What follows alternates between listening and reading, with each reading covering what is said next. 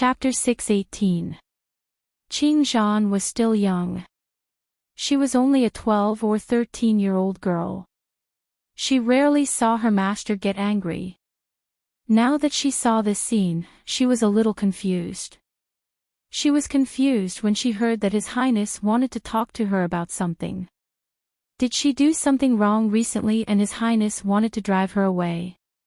Someone wants you to go to the Holy Worship Palace. The young man's voice was cold, but it was not harsh. Instead, it was like high-quality porcelain that penetrated into people's ears. You should have received the news these few days. Qing Zhan nodded. She could not help but think of that evil and handsome face. The person who asked for you is young Master Lai. The young man said calmly, he has no other shortcomings. He just likes to hurt the maids. Be careful when you go there. If you feel uncomfortable, you can come back at any time. Qing Zhan's expression changed immediately. He likes to hurt the maids. Of course, if you don't want to, he won't force you. The young man swung his left hand that was bleeding and said calmly, he will only express his affection to you. This is his trick.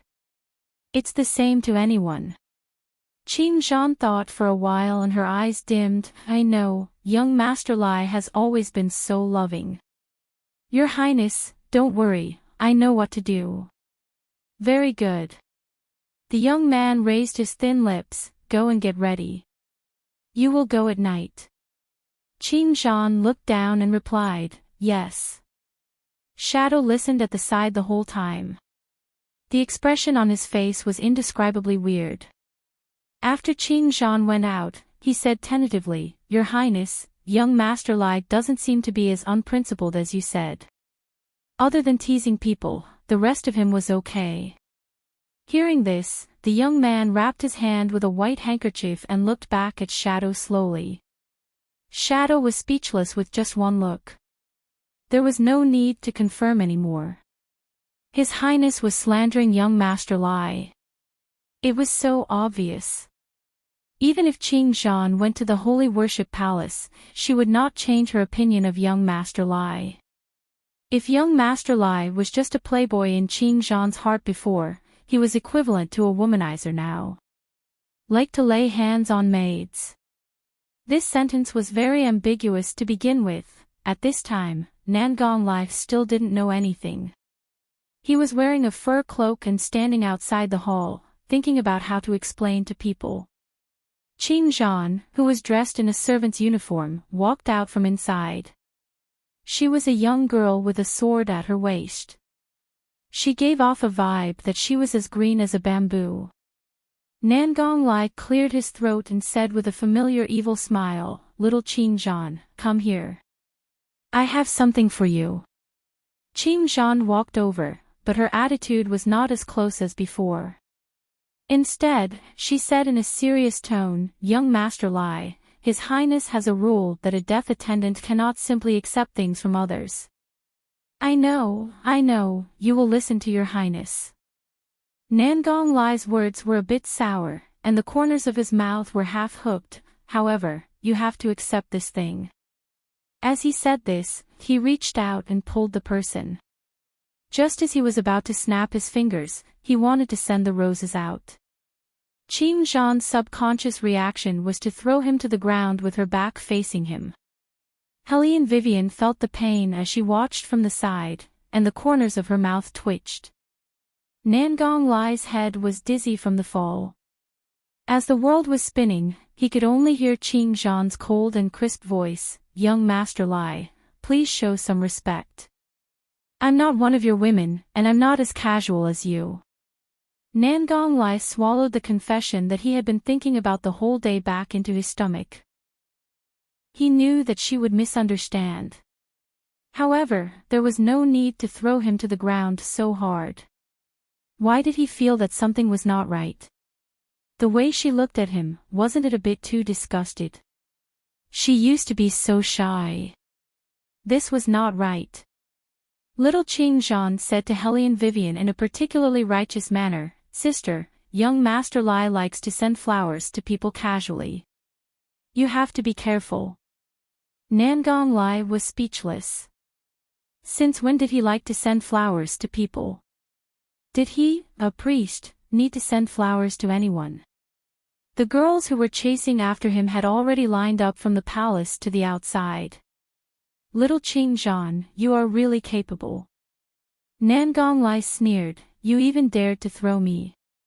If I want women, do I need to send flowers? Even if I don't say anything, they will come to me willingly. Initially, he thought that his words would be effective. Who would have thought that the other party only looked at him and said expressionlessly, I know. Then she disappeared into the fog. Nangong Lai held the anger in his heart. He waved his hand and the rose petals scattered all over the ground. How did this happen? The child was still very upset. Helene Vivian glanced at him. There is a problem with your character, and what you said just now is really bad. Nangong Lai was sad. She was very easy to coax before, and she had a good impression of me. Helene Vivian comforted him casually. It should be that she saw through your bad nature and suddenly realized it. Are you sure you are comforting me and not adding insult to injury? Nangong Lai still did not understand what is going on. Helene Vivian also could not figure it out. Logically speaking, Qing Zhan should have liked this guy since they were young, but looking at it now, it did not seem like it. The two of them looked at each other with the same blank face. They squatted in the snow in a row, and their eyes were confused. The scene of the confession was not supposed to be like this. Crack. The burning match in the heater made a muffled sound for the last time. The teenager wrapped the white bandage around his hand and listened to the report with a noble face. His thin lips curved. Qing Zhan threw him out. Yes. The shadow guard knelt on the ground with one knee. After he finished, he looked up and hesitated for a while. Your Highness, do you want Qing Zhan to apologize to Master Lai in the holy worship temple? Even the genius priest was thrown out. What if he hated her? No need. The teenager stood up. His eyes were deep and there was no fluctuation in his voice. Who asked Master Lai to like to give flowers? He deserved to be thrown out. The shadow guard did not understand. His Highness and Master Lai had always had a good relationship. Why was Qing Zhan so rude this time and did not care? Did the two of them have a quarrel? The shadow guard was still guessing when the teenager said again, send the official business on the table to the holy worship temple, say that it is urgent to deal with it. Send again. How many times had he sent it today? Even if Master Lai was a cat demon with 9 lives, he could not stand such torment. Nangong Lai could not stand the torment. That night, he secretly came to Beligaju's study room in the dark. His face was serious and remorseful. Ju, can you take it that my brother is begging you? What did I do to offend you? Can you just tell me directly? He was now suffering from both physical and mental torture. Little Qing Zhan did not know what was going on. Seeing him was like seeing a disease. She hid far away. Was he so dirty? Chapter 6:19. The young man seemed to have just woken up. He was wearing a fur robe, and his black hair was messy. He drank a mouthful of tea, and his clear eyes carefully looked at Nangong Lai who had appeared in front of him. Without thinking, he kicked him. Of course, it was not a real kick. Otherwise, Nangong Lai would not be able to dodge it. But such a move was enough to make Nangong Lai scream, Ju, you are good. How could you treat your brother like this? Sorry, I was not awake just now. The young man looked down at the person lying on the ground. His posture was lazy and his voice was low. Nangong Lai was speechless. Not awake. Your eyes were so cold that it almost froze me to death. You are telling me that you are not awake. Are you lying to a fool?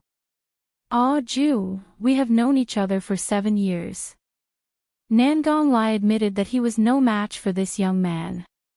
He started to play the friendship card. 7 years. How many 7 years do we have in life? You can't treat me like this. You have to let me know before I die. Baligaju looked at him and smiled slowly, but there was no smile in his eyes. You seem to have a good relationship with the person I gave you. Nangong Lai was very smart. He immediately shook his head to protect himself. No, no, no, what you see is just the surface. In fact, we are not good at all, not good at all. Why did you give her flowers? The young man's voice sounded a little careless.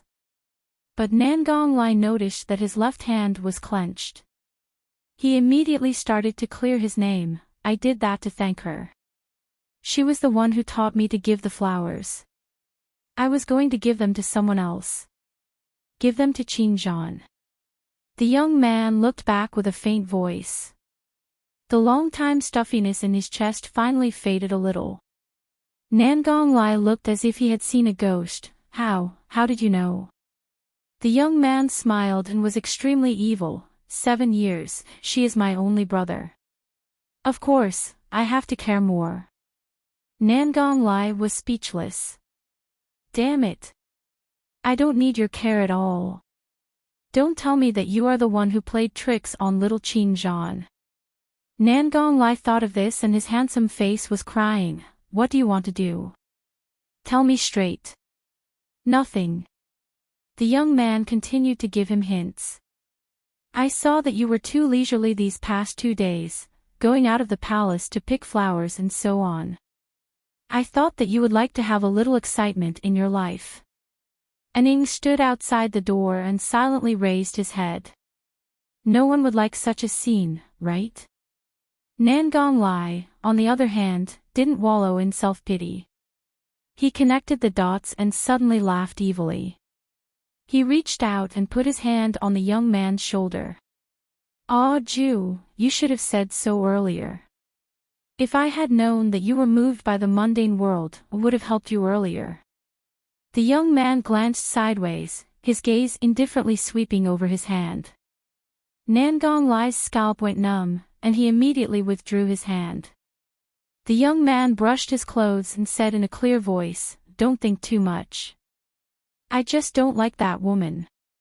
Speaking of which, what's going on between you and that woman? Nangong Lai's eyes flashed with playfulness.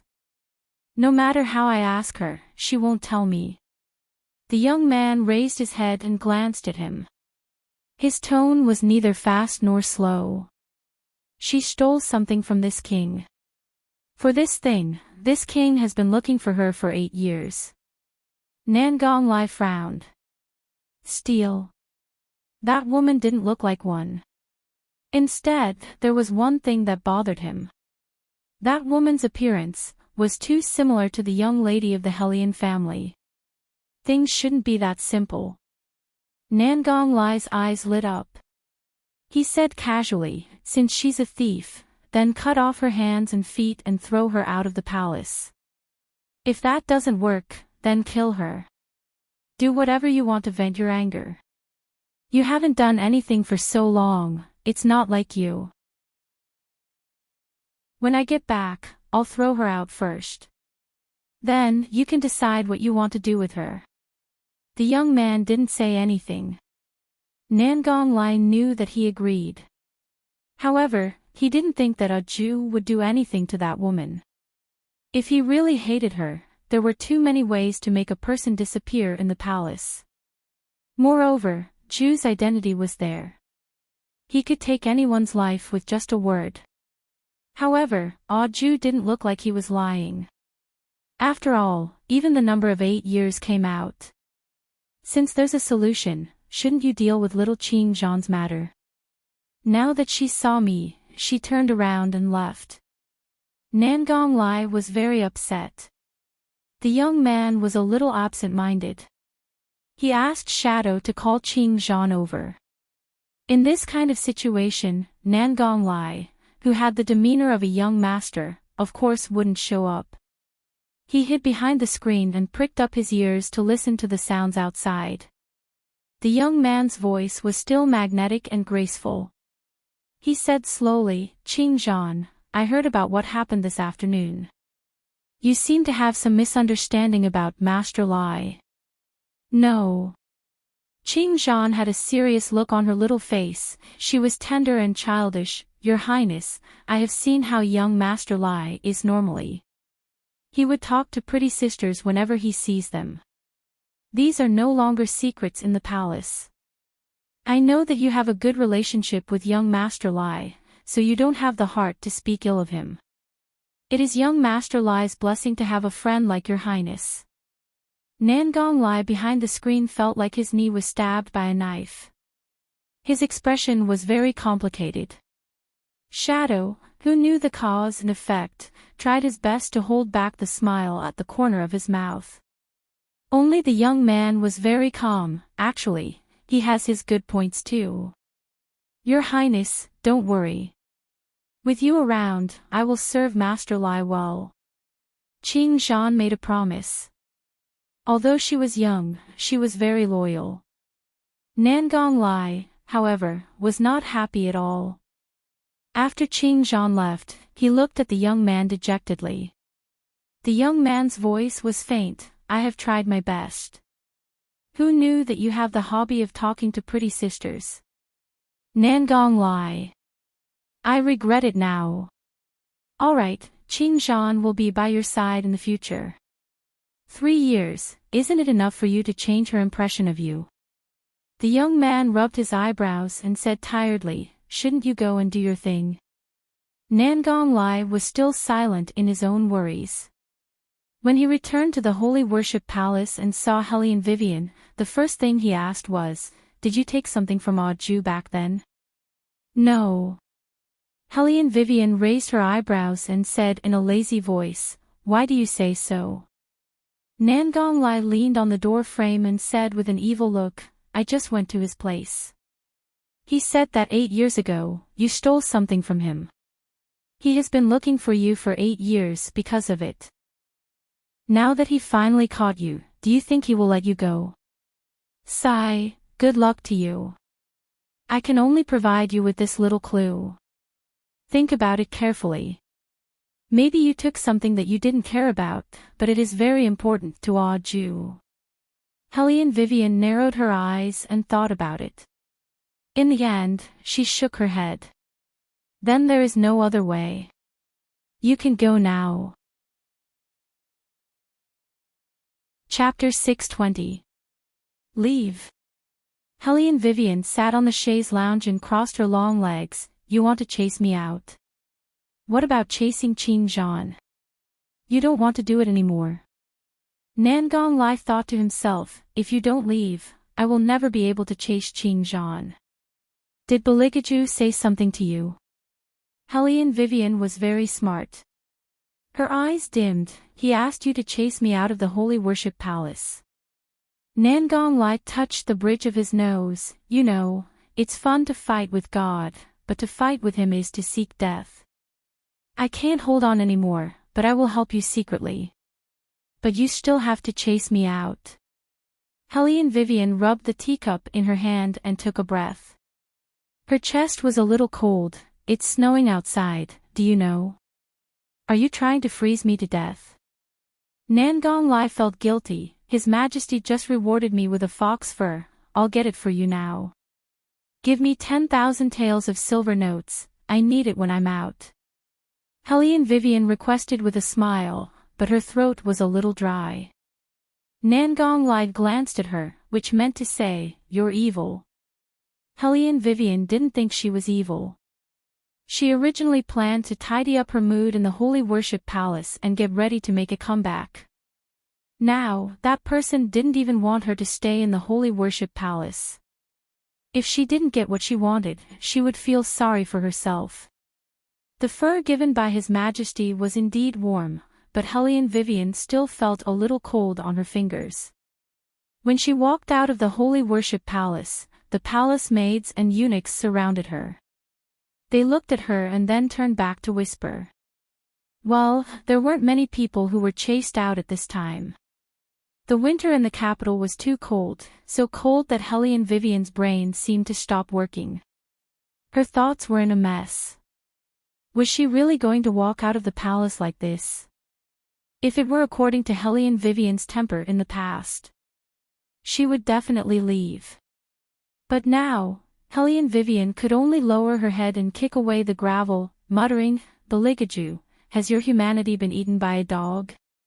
Kicking me out of the palace in the middle of winter, just you wait. Sooner or later, I will." Hellion Vivian couldn't say the word "I" anymore. It wasn't because of anything else, but because at the corner, a tall and elegant figure was standing there. His fair fingers were holding an oil paper umbrella, and a pair of ink-like eyes fell on her body. She didn't know how long he had been there, however, she was certain that he had definitely heard everything she had just said. Hellion Vivian paused in her steps. Her long legs were indeed a little stiff. That figure walked towards her step by step. The fur draped over his shoulders and the snow fluttered in the air. It was like an exquisite ink painting, indescribably elegant. Hellion Vivian thought that after he became an adult, he would inevitably have an imposing aura that others would not dare to look directly at. But now, this young man was a real assassin who would appeal to both young and old. His appearance and aura left others in the dust. Not long after, Beligaju stood a step away from Hellion Vivian's grandmother and looked at her with a heavy gaze. Shadow followed behind him. If it was inconvenient for his master to speak, he would basically be the one to say, "According to the system, the palace maids who have been expelled from the holy worship temple will be managed by His Highness." Hellion Wei didn't say anything else after she hummed in agreement. She had always been like this. When she was cold, it was not easy to get close to her. Not only was it not easy to get close to her, she also gave people a sense of oppression. Shadow saw that his words didn't have any effect, so he looked in the direction of Beligaju. The young man's side profile still didn't show any expression, but the warmth at the corner of his mouth had faded a lot. Coupled with the fact that he was personally holding the oil paper umbrella, he looked a little lonely. Shadow could only brace himself and continue to say to Hellion Vivian, "You stay in the palace first. We'll make other arrangements later." Hellion Vivian didn't have any objections and nodded in agreement. Shadow finally heaved a sigh of relief, "Then come with us." "Okay." Hellion Vivian was a little absent-minded. She was still thinking that perhaps the extra umbrella in the young man's hand was for her. After all, there was really no need for him and Shadow to take out an extra umbrella. She was about to reach out to take it when she heard Bailey Jiaju's indifferent voice say, "My humanity has already been eaten by dogs. You don't need to use this umbrella." Before Hellion Vivian could say anything, the young man turned around and walked into the snow. His footsteps were still light and elegant, but his back was unapproachable. Hellion Vivian sighed deeply. Sure enough, he heard it. He was so vengeful since young. It was really hard to deal with him. Shadow didn't say anything else and quickly gestured for Hellion Vivian to follow him.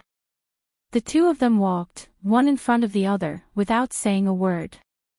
When they arrived at the palace, Beligaju took off his fur cloak. There wasn't a trace of happiness or anger on his face. He sat down at the wooden table and started to deal with the official affairs that had piled up over the past 2 days.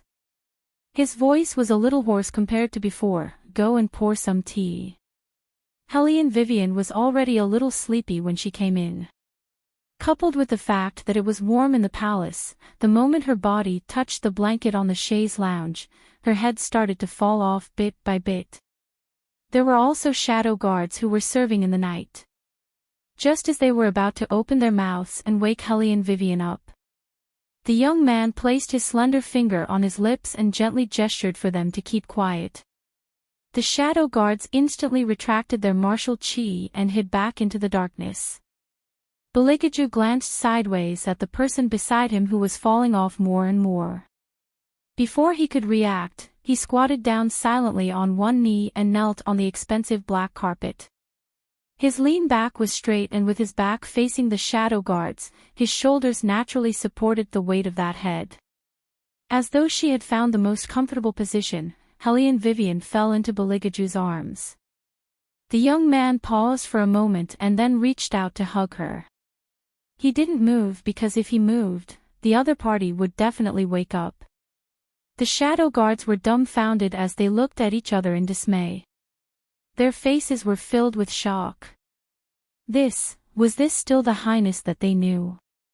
Shadow held on to the heater and didn't go forward to disturb them. The shock in his heart was deeper than anyone else. Since young, he had always been by Master's side. He didn't know anything else. But in this world, there was probably only this woman who could make Master willingly give up his dignity, hide all his murderous aura and maintain such a posture. Halfway through, the shadow guards wanted to speak but were forced back by the young man's noble gaze. But 30 minutes had already passed. No matter how soft the carpet was, kneeling for so long would make one's knees hurt. Fortunately, the person who was dozing off finally opened her eyes. Looking at the young man who was hugging her, she was still a little dazed. "You're still so young. So handsome." Chapter 621. With that, Helene Vivian leaned over and kissed Beligaju on the corner of his mouth. However, at that moment, the youth's eyes turned completely cold. There was no need to think. Who did she think he was? Compared to anger, he felt more like his heart was empty. Caught off guard, the youth pulled his hand back and looked down at her. His voice was very cold. "I didn't ask you to come back for you to be lazy. You really should learn how to be a palace maid." The moment his fingers touched the ground, Helene Vivian woke up. Looking at his emotionless eyes, she frowned in confusion. In the middle of the night, she was busy pouring tea and grinding ink. Helene Vivian wasn't afraid of doing these things, but it didn't feel good to be treated as a palace maid. Especially the next day, she had to arrange lunch to entertain a certain highness's confidant. Helene Vivian felt that the whole world was full of malice. "This is spicy, I can't eat it." The girl in plain clothes looked at the boiled fish that Helene Vivian served and shook her head awkwardly. She wasn't being pretentious, but she really couldn't eat spicy food. Helene Vivian was very calm. Her palms seemed to be holding the wind. With the force of her slender white fingers, those plates flew into the air. Then, she gently patted the table. The plates fell back on the table in an instant. There was no trace of the vegetable soup spilling. The only change was the plate arrangement on the table. The girl in plain clothes saw this scene and her big eyes were filled with shock. "You! If such abundant martial chi participated in the competition, it would definitely be the best." Bailey Jiaju's calm eyes also changed, the fingers holding the bamboo chopsticks tightened again and again. For so many years, he deliberately ignored a problem. That was, how did she avoid the guards in the palace and disappear just like that? Now he knew. With that move just now, as long as she wanted to, none of the shadow guards outside the palace could stop her. "Your Highness, Your Highness." The plainclothed girl gently called out to the young man. She could clearly sense that he had changed. She couldn't help but feel a little uneasy. Beligaju replied, "And." Even his gaze was gentle. The bystanders were naturally envious. But only the plainclothed girl knew that such gentleness would feel fake after a long time. Ever since she had known him, except when they were young, he would frighten others. After that, whenever he faced her again, he would always be as gentle as jade. He would never get angry or show any other emotions. Everyone said that he had given her all his patience. In reality, this kind of patience seemed to be deliberately created, nothing. The young girl had forgotten what she wanted to say. In addition to the fear she had since she was young, she was especially careful when dealing with Baligaju. Nangong watched from the side and the corners of his mouth curled up. "Ah, Ju, have you found your things?" "No." Baligaju wiped the corners of his mouth with a white handkerchief. There was no fluctuation in his voice. Nangong swept a glance at Hellion Vivian, who was standing, and his smile deepened. "Then you have to look for it carefully. Speaking of which, Ah Ju, that day should be the first time you were intimate with a woman, right?" Hearing this, the expressions of the two people at that time didn't change. The young girl's reaction was the biggest. The tender pink color spread from her cheeks to her neck. Baligaju casually raised his eyes and met Nangong smiling lips. He only said 2 words, "No." "Ah." Nangong originally thought that he had guessed correctly. Now that he heard Baligaju's words, his gaze suddenly changed. He swept a glance at the blushing young girl. "No way, you kissed." Hearing this, Hellion Vivian's fingers under her long sleeves paused. She looked back at the two people. One was as indifferent as Jade, the other was extremely shy. They were a good match. She laughed softly and didn't say anything. She was just confused. Based on her understanding of Baligaju, even if that person wanted to leave a memento, he wouldn't really do anything. If there was any action, it meant that there was sincerity mixed in. Hellion Vivian frowned and felt a little pain in her temples. She had never thought about this situation.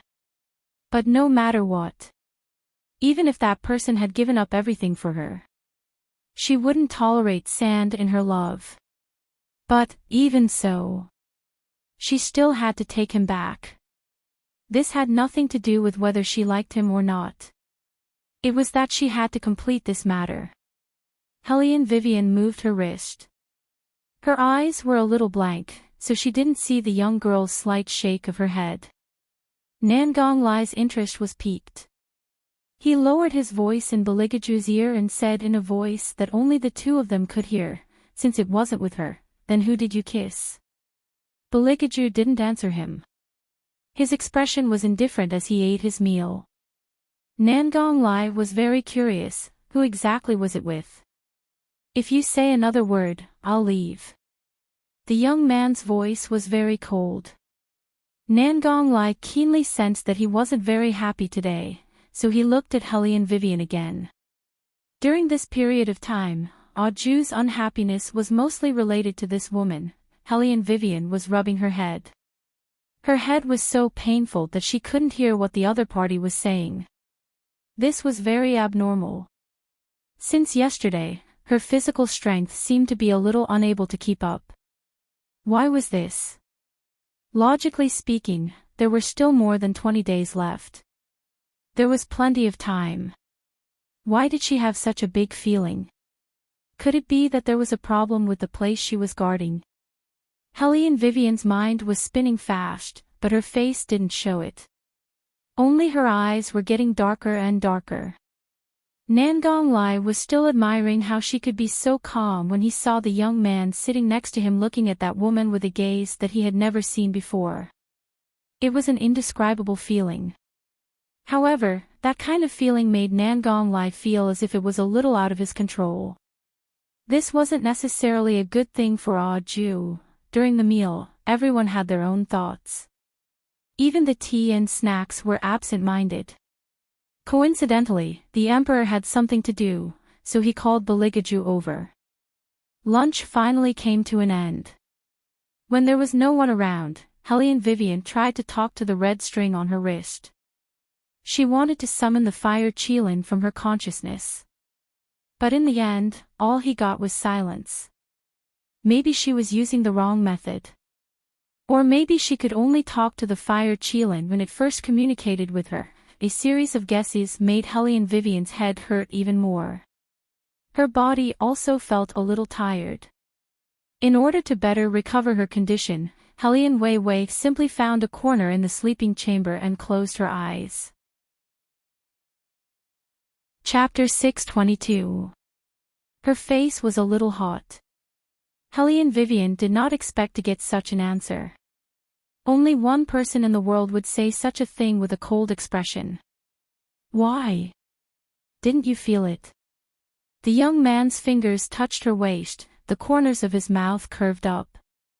It was a little cold, but it was more seductive. That's right, it's because you are so unguarded that you would sit on me in such a position. If Beligaju did not say it, Helene Vivian would not have noticed how ambiguous her actions were. Her waist was held by him, as if she was doing something to him. Wait a minute, she had only done that to calm him down. Why did everything change after he said that? What else do you want to hear? The young man held her hand tightly, his thin lips brushed past her ear, the heat was on her softest part. Helene Vivian's heart was beating like it was going to explode. I don't want to hear anything. She just wanted to lift the blanket and hide herself in it. She had no experience at all, really. Then let me ask, why do you care? Beligaju reached out and pinched her chin, his handsome face approaching. Don't be ambiguous. Helene Vivian paused and said, of course I care. You should know that if you are not completely mine, then I would rather not have you. Then what if I let you stay? The young man's eyes were brighter than ever, as if he was holding his breath, waiting for an answer. Helene Vivian looked at him and shook her head stiffly. The young man smiled, all the warmth was burned away in an instant. He thought that because she cared about his kiss, it meant that she liked him. But in reality, he was wrong. She cared because he was a fragment of that person from the very beginning. Only that person was the existence at the top of her heart. For that person, she could risk her life and look for soul fragments everywhere. For that person, she could give up everything at her fingertips. It was not like he could not give her wealth, but she did not even look at it. He used to think that she only liked mature, good-tempered, and gentle men. That was why he tried his best to be less venomous. However, his efforts were of no use. He saw that she still wanted to mock him. But now, he understood that no matter what he became, she wouldn't care. Because she only thought of that person in her heart. How infatuated. This kind of infatuation would probably move anyone who saw it. However, Beligaju's chest felt like it was filled with heavy lead water. It was so heavy that it made it hard for him to breathe. Back then, she didn't even give him a word before leaving. He thought that she was a heartless woman, but in fact, she was not heartless. She had given her heart to another person. He had never tasted anything like this before. Unable to obtain what he wished for, he was in an extremely sorry state, yet he desperately wanted to see himself in the other party's eyes. Even if I go back and hate you, you still want me to go back with you? Beligaju's voice was very cold as the air in a winter's night. In addition, his hand moved to her neck, which made Helene Vivian feel cold all over in an instant. The word ruthless was like a bayonet, choking her throat. Even when she spoke, it was painful. Even if you hate me, you have to go back with me. If you don't go back, you will disappear forever. Do you know why the fire Qilin is not by my side? That's because even if I don't go back, I won't disappear. I have enough of an independent personality. It's only a matter of time. Sooner or later, I will grow up to be what you want. Beligaju's fingers tightened. In that case, you also want to go, right? Helene Vivian suddenly felt a pain in her head. She heard the fire Qilin's weak voice from the other side. There's a problem here. How are you? Did you encounter a problem? Why did I hear His Highness say that he has an independent personality and wants you to stay? Let's not talk about my problem first. What's going on over there? Helene Vivian was anxious. Your voice doesn't sound right. The fire Qilin endured the pain. People have been dying in the palace. The resentment has spread throughout the entire capital. Ordinary people can't feel it, but as a divine beast, it is very affected. especially the azure dragon without the mysterious ice iron chain. It has begun to show signs of going berserk. Someone behind this must be planning something. They want to subdue the azure dragon while His Highness is not here, then take the opportunity to destroy His Highness's body. Qilin. Helian Wei Wei clenched her fists. Burn the red string on my hand. She had to go back and stop all of this. If Beligaju's body disappeared, then all of this would be meaningless. The Fire Qilin sighed, I know. If the other party said so, then the chance of the fragment returning would be very small. Who are you talking to? Bailey Jiaju was extremely intelligent. In addition, at his current age, he had already begun to awaken in certain aspects. Especially since the Fire Qilin was still his mythical beast. The other party's absent-mindedness made the young man narrow his eyes. Is it through the red string in your hand? Helian Vivian was shocked, she didn't expect him to notice these things. Since just now, your eyes have been on your left hand. Beligaju's eyes emitted a cold light. You're planning to leave me again, right? Helian Vivian paused for a moment, then met his eyes. She had never been so sure before. I'm not going to leave you, I just want to take you back. Beligaju, you have to know, no matter if it's the past or the future, to me, it's still you. You can't deny your own future. The youth sneered, as if he had thought it through, and suddenly let go of his hand. In the end, he was just a fragment. And he couldn't stop her from leaving. From the beginning, he couldn't do anything to stop it. You can go. There was not the slightest ripple in Bailey Jiaju's voice, it was almost to the point of calmness. His pair of eyes were originally the most beautiful, but at this moment, they were empty and shallow, like a lens without focus, leaving only empty blankness and empty ruthlessness. I hope that in the future, you can bear my hatred. Helian Vivian wanted to say something, but found that her throat couldn't make any sound. She watched as the youth in front of her became more and more blurred, her mind turned black, followed by the familiar feeling of dizziness. She couldn't distinguish between north, south, east, and west at all. When she woke up again, she had already returned to the original place. Chapter 623. The Green Dragon Lake was covered with thick fog. Fire Qilin looked at her and stamped 2 steps forward with its red claws. Miss Helian Weiwei. Helian Vivian ignored it. The first thing she said when she looked up was, "Where is he?" His body is still there. The soul returning lamp is not out, but... Fire Qilin looked at the lamp beside it. Master is back. Helian Vivian clenched her hands and murmured with her head down, not back. How is that possible? He said that he would come back. Even if it was at the cost of hating her. Fire Qilin looked a little depressed and said in a low voice, there is still time before the 49th day. Since the soul returning lamp is not out, it means that Master is thinking about it, but he will definitely come back. Helian Vivian interrupted it and her eyes were shining. He hates me so much. How can he not come back? That man is a vengeful person. He will not be satisfied if he doesn't come back and kill me with his own hands. Fire Qilin was stunned. So you asked me to burn the red rope? Just to make him hate you and have to come back? To be honest, Fire Qilin had lived for so many years and had seen a lot of infatuated men and women. There were many who risked their lives for their master. However, for the sake of His Highness's life, Wei Wei was truly the only one who was willing to give up everything.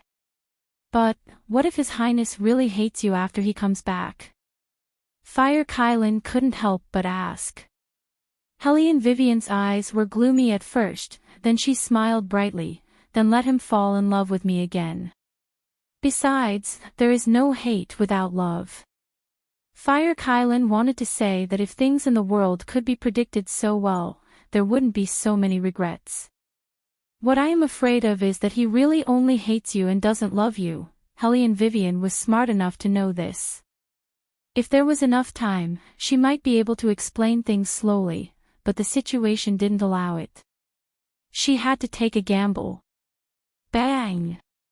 There was almost no time for Helene Vivian to think. There was an unusual sound from the bottom of the lake. The earth shook twice. Helene Wei regained control of her body and looked at the fire Qilin. What happened? It's the Azure Dragon. Fire Qilin was also anxious. It has been like this for the past few days. Someone wants to subdue it and has already set up a formation. The resentment is too strong, so it can only rely on hitting to maintain its rationality. Helene Vivian narrowed her eyes and didn't say anything. She pressed her fingers against the ground and jumped into the lake. By my command, by my name, Yuan Ming, come out. Helene Vivian stood in the middle of the lake, her long robes fluttering in the wind and her black hair dancing in the wind. An invisible air current surrounded her like a natural barrier. It emitted a faint light and separated all the water, leaving only that piece of heaven and earth. His silver hair was like the moonlight sprinkling down, setting off that outstanding handsome face. Standing behind Helene Vivian, his pair of long and narrow eyes carried a dense evil charm. Resentment spread out from his surroundings. Unexpectedly, evil spirits couldn't get close to him. Helene Vivian didn't know why, but she felt that Yuan Ming seemed to be different this time. But she couldn't tell what the difference was. Yuan Ming laughed first, with a strong evil spirit. Why did you call me out? To swallow all the resentment of the Azure Dragon Lake. Helene Vivian didn't understand formations. If she wanted to play, she wanted to play big. It was okay to be rough. Anyway, she was that ruthless. Yuan Ming raised his eyebrows and looked at her. I need someone to split the lake bottom to remove the resentment. I know. Helene Vivian moved one hand. I will split the lake bottom. You only need to do what you should do. Yuan Ming laughed again, with a hint of playfulness in his voice. Good. As soon as he finished speaking, Helene Vivian bit her finger. She raised her right hand with great strength. Her eyes burst out with coldness, which was almost bone-chilling. By my command, the wind and clouds of the world, rise. The invisible gas gathered in the center of her palm. A huge whirlpool stirred up the entire Azure Dragon Lake. Helene Vivian stood in the center of the whirlpool without dodging. Her eyes were like torches. Her robe fluttered, and several rays of light burst out from her back, forming a golden lotus. The Azure Dragon surged on the surface of the lake. A huge golden lotus rose from the bottom of the lake, and slowly pressed down from the lake. In the process of pressing down, the lake water automatically separated. The gas was condensed like clouds. The evil spirit that filled the air melted like snow and turned into nothingness. The aura became stronger and stronger, and the entire Azure Dragon Lake couldn't help but shake. The Azure Dragon jumped out, stirring up huge waves in the air. The turbidity in its eyes was finally washed away by the light of Buddha. It sank to the bottom of the lake again. A pair of dragon eyes quietly looked at Helene Vivian in the lake, like a newborn baby who had forgotten everything. Helene Vivian reached out and put her hand on the dragon's head with a faint smile. Then, she touched it with her face. Be good. We'll wait for him to come back together. The Azure Dragon that had been infected by resentment had lost its consciousness. Even if it was bathed in the light of Buddha, it couldn't return to its original strength, unless its master reappeared. However, at this moment, the Azure Dragon actually understood Helene Vivian's words. Its dragon whiskers moved, and it nodded. Not for other reasons. Just because she said so. Let's wait for him to come back together. In the vast martial chi, the man in white in the array spat out a mouthful of blood. The eerie little person immediately supported him and exclaimed, Master, it's the demon-slaying Buddhist incantation. Someone chanted the demon-slaying Buddhist incantation. How is this possible? No one in the world knows this kind of Buddhist incantation. It's not mature enough. The real demon-slaying Buddhist incantation shouldn't be like this. Jing Wushuang wiped the blood from the corner of her mouth with the back of her hand. Her face was pale. Although he said so, he was also afraid in his heart. The demon-slaying Buddhist incantation. It was an incantation that no one in the demon-slaying tribe could understand. Even Ni Feng, who was extremely talented back then, only knew the method, but she couldn't learn it. But now, the demon-slaying Buddhist incantation had returned to the human world. Who was it? It was obvious that she had a deep affinity with Buddhism, but she just had to make a contract with the devil. Could it be that Hellion Vivian had returned? Jing Wushuang faintly had an answer in his heart. His usually gentle and handsome face lost focus for a moment. However, he quickly recovered and ordered in a calm voice, "Since we can't take away their physical bodies, we'll start with the Imperial Palace. Start the plan to shatter the seal and let the Emperor set up the array now." Yes. The little person was a resentful baby. There were many people who had miscarried in the Imperial Palace, so it could be said that it was like a fish in water there.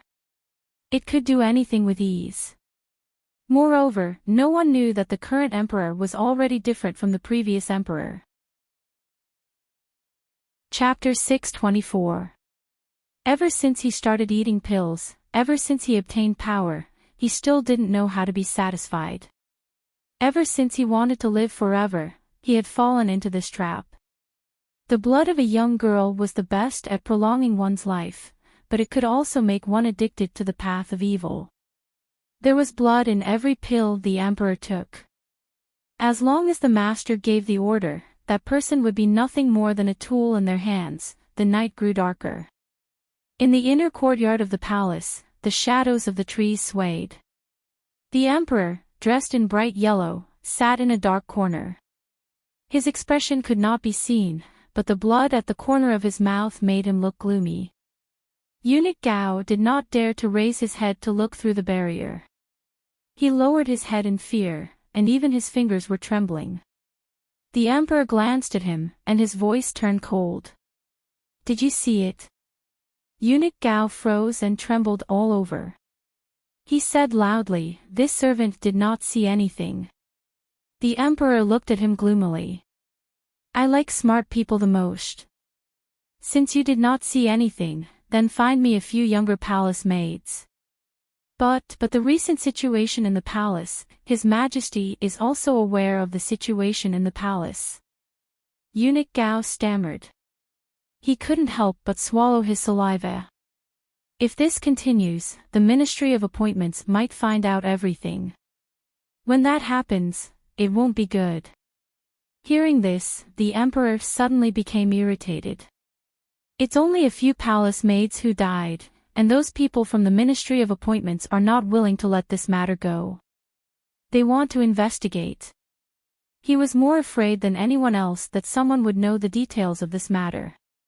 The members of the imperial family were not allowed to cultivate the devil. This was a rule passed down by the ancestors. Although the retired emperor was not in the palace, his old subordinates still held some military power. He could not act rashly. If people found out that he drank human blood in order to achieve immortality, everything he had now would be taken away. He could not lose the throne, and he could not lose the power in his hands.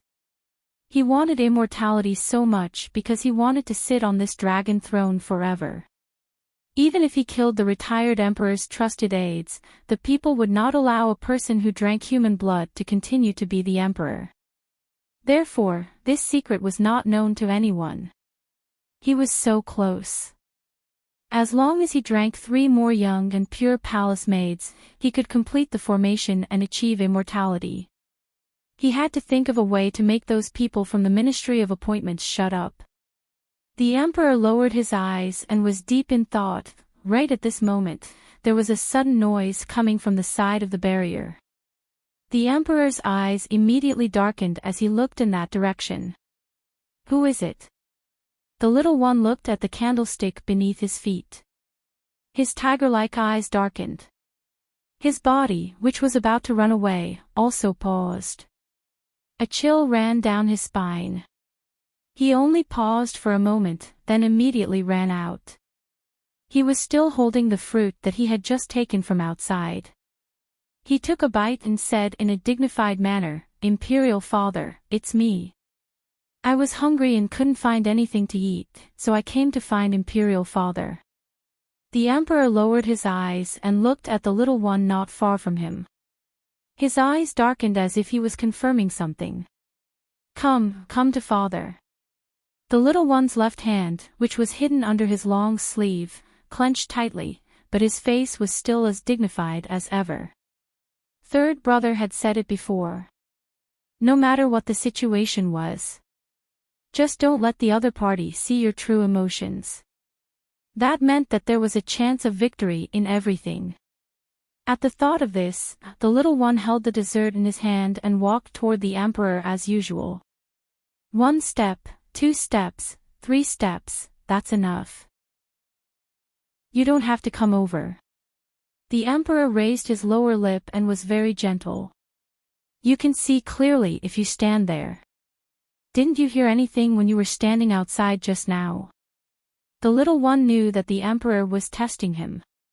Third brother had also said that the emperor had to be 30% fake and 70% real before anyone would believe him. Just by saying that 70% was real, it was enough to dispel people's doubts. I heard it. The little 7th prince held the dessert in his mouth and puffed up his cheeks. His tone was very cool. I'm not deaf. Of course I can hear. Has Imperial Father been talking to Eunuch Gao all this time? What were you talking about? Was it about what to eat for breakfast tomorrow? Eunuch Gao heard this and heaved a deep sigh of relief. He was really afraid that the little 7th prince would hear something at this critical juncture and say it out loud again. With His Majesty's current thoughts, if the little 7th prince really heard everything, he might not be able to keep his life. Fortunately. Eunuch Gao suppressed his shock. On the other side, the emperor also laughed. Do you think that everyone is like you who only knows how to eat? If you're hungry, go to the imperial kitchen and ask them to prepare something good for you. I'm tired too. You can go and rest. Yes. Can I take away the desserts outside? The little one acted as gluttonous as usual. The more he acted like this, the happier the emperor was. Of course you can. As long as he didn't hear anything, it was easy to talk about. Thank you, Imperial Father. The little one walked out in a dignified manner. When he stretched out his little paw, it was a little itchy. He reached out and scratched it. The emperor watched his movements with heavy eyes, and his gaze fell on the back of his hand. The little 7th prince had been practicing martial arts since he was young. Of course, he knew that the emperor was staring at him. It was like a snake staring at its prey. As long as the prey showed a little weakness, the snake would swallow it in one bite. The little one stood against the light. Her tiger-like eyes narrowed. Then, she grabbed all the pastries on the table and held them in her arms. She walked out of the bedroom unhurriedly and leisurely. Seeing that the little one had left, the emperor's face darkened. Send more people outside. No matter who it is in the future, no one is allowed to enter my bedroom as they please. Yes. Eunuch Gao trembled again. As expected, the emperor had the intention to kill just now. The emperor seemed to be thinking about something else. He asked, "Did you see the little one's hand just now?" "I saw it." Eunuch Gao replied respectfully, "The 7th prince is still the same as when he was born. Once there is too much resentment around him and it's cloudy, something will rise from his body. Other than the time when he was 1 year old, I haven't seen him reach out and scratch for many years." However, Your Majesty, don't worry. I believe that the seventh prince will recover in a few days. After hearing this, the emperor slowly narrowed his eyes. Scarlet began to spread from the corners of his eyes. Then tell me, did he hear what I said? The emperor's tone was very slow. Every word was filled with eerie coldness. Eunuch Gao's heart shrank again. I don't think so. Don't think so. The emperor turned his head and looked at himself in the bronze mirror. The bridge of his nose and the bloodstains on his lips, in an instant, the emperor's eyes narrowed. His voice was extremely eerie. No, he heard everything. He's just pretending that he didn't.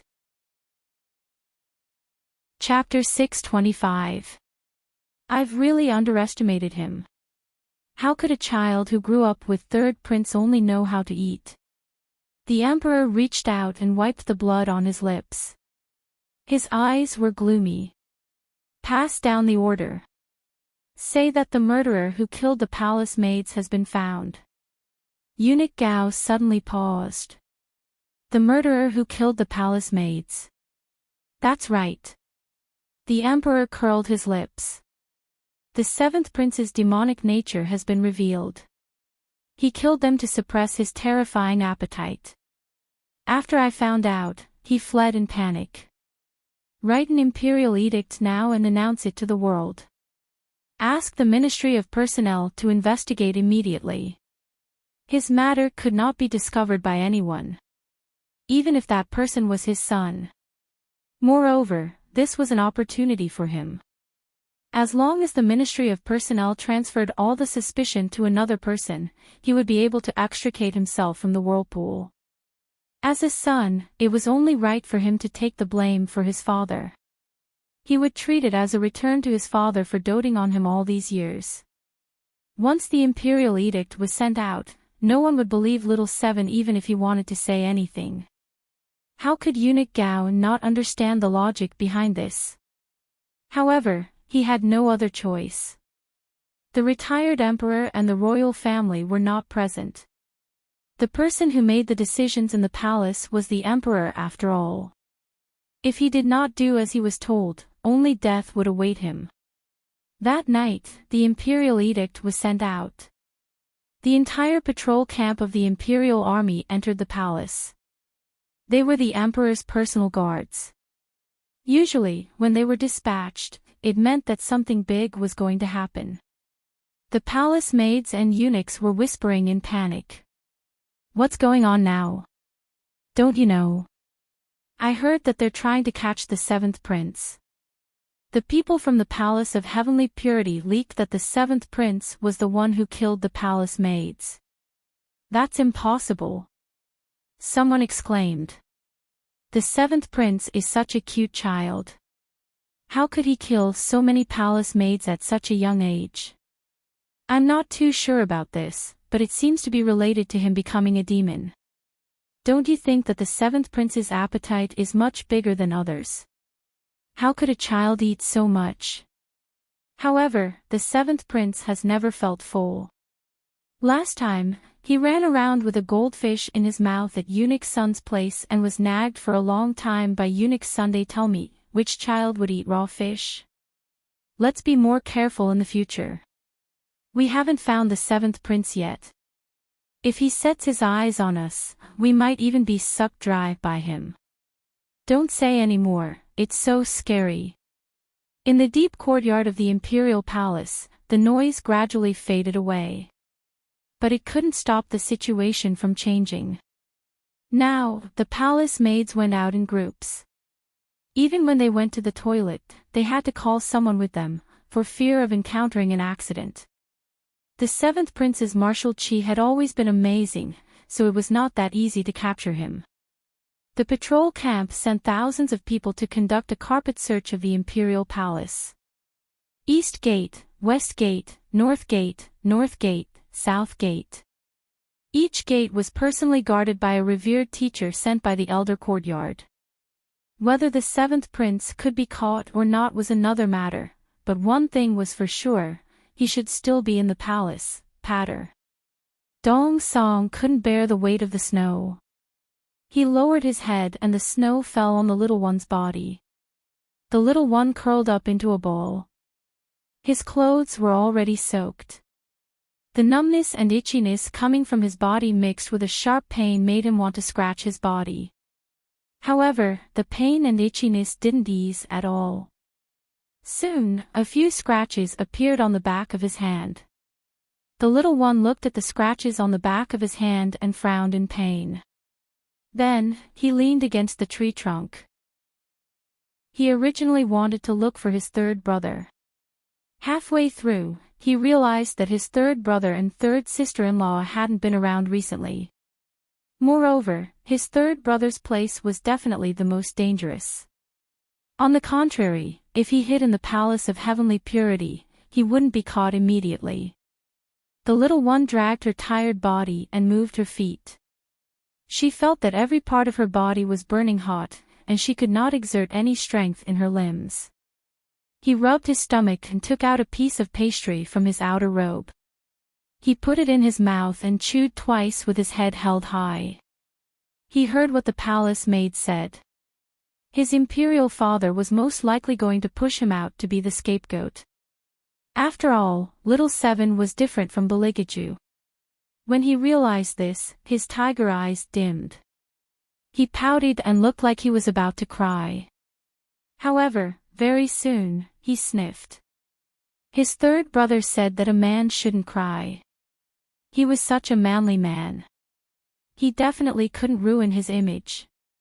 However, he was still afraid. It wasn't because of anything else, but because of the thing on his hand. The little one rubbed against it with all his might. It was inevitable that he felt a little wronged.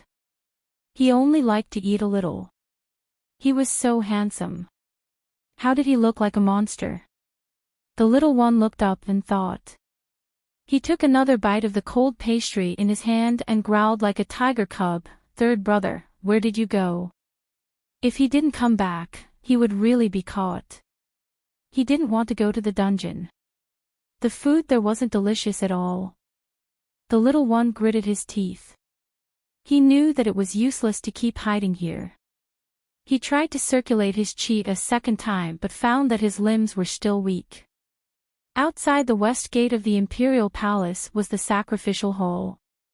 Perhaps he could find Pervert lie there. However, there were many of his imperial father's people in the sacrificial hall. He had to be careful. The little one had never been like this before. Even when he walked, he was wobbling like a trapped beast that had lost its claws. Still haven't caught him. In the dark, the emperor's expression turned cold. Have you searched the third prince's chamber? The imperial guard with an iron mask cupped his hands and bowed. Your Majesty, we've searched everywhere. We still haven't found the seventh prince. What about the ministers in the Ministry of Civil Affairs? Did they receive news that the seventh prince knew a big secret and wanted to tell one of them? The emperor asked again. The imperial guard commander shook his head. No, but many of them don't believe that the seventh prince is the murderer of the palace maids. After all, it's ridiculous that he became a monster. Ridiculous. If they saw the seventh prince with their own eyes, they wouldn't say that. But this kid is really good at keeping his cool. He didn't make a move for so long. The emperor rubbed the blood stains on his fingertips. A normal child's first reaction after finding out about this was to ask for help. He had arranged so many people in the Ministry of Civil Affairs just to catch him. In the end, the emperor clenched his fists. The Imperial Guard commander suddenly thought of something and said in surprise, "Oh right, Your Majesty, we haven't searched the Palace of Heavenly Purity." Hearing this, the emperor's fingers paused. His eyes flashed with excitement. Seal the Palace of Heavenly Purity immediately and inform all ministers in the Ministry of Civil Affairs to put on their court robes and enter the palace. I want them to see for themselves whether the seventh prince is a human or a monster.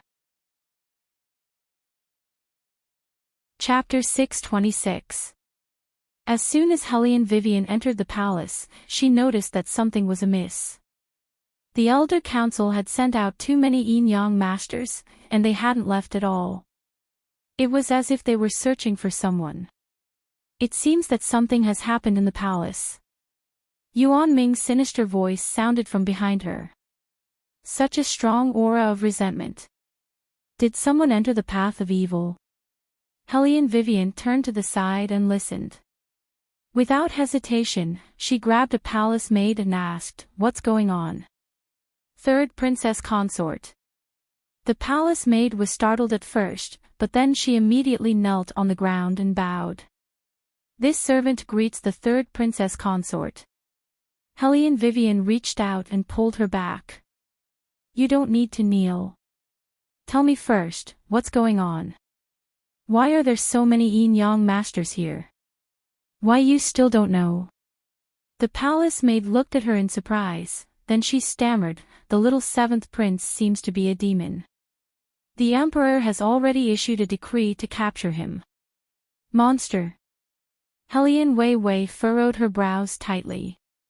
"Who said that?" The palace maid was startled by her tone. "This servant isn't too sure. I think the news came from the Palace of Heavenly Purity. It said that people have been dying in the palace recently, and all their blood has been sucked dry by the little seventh prince." Palace of Heavenly Purity.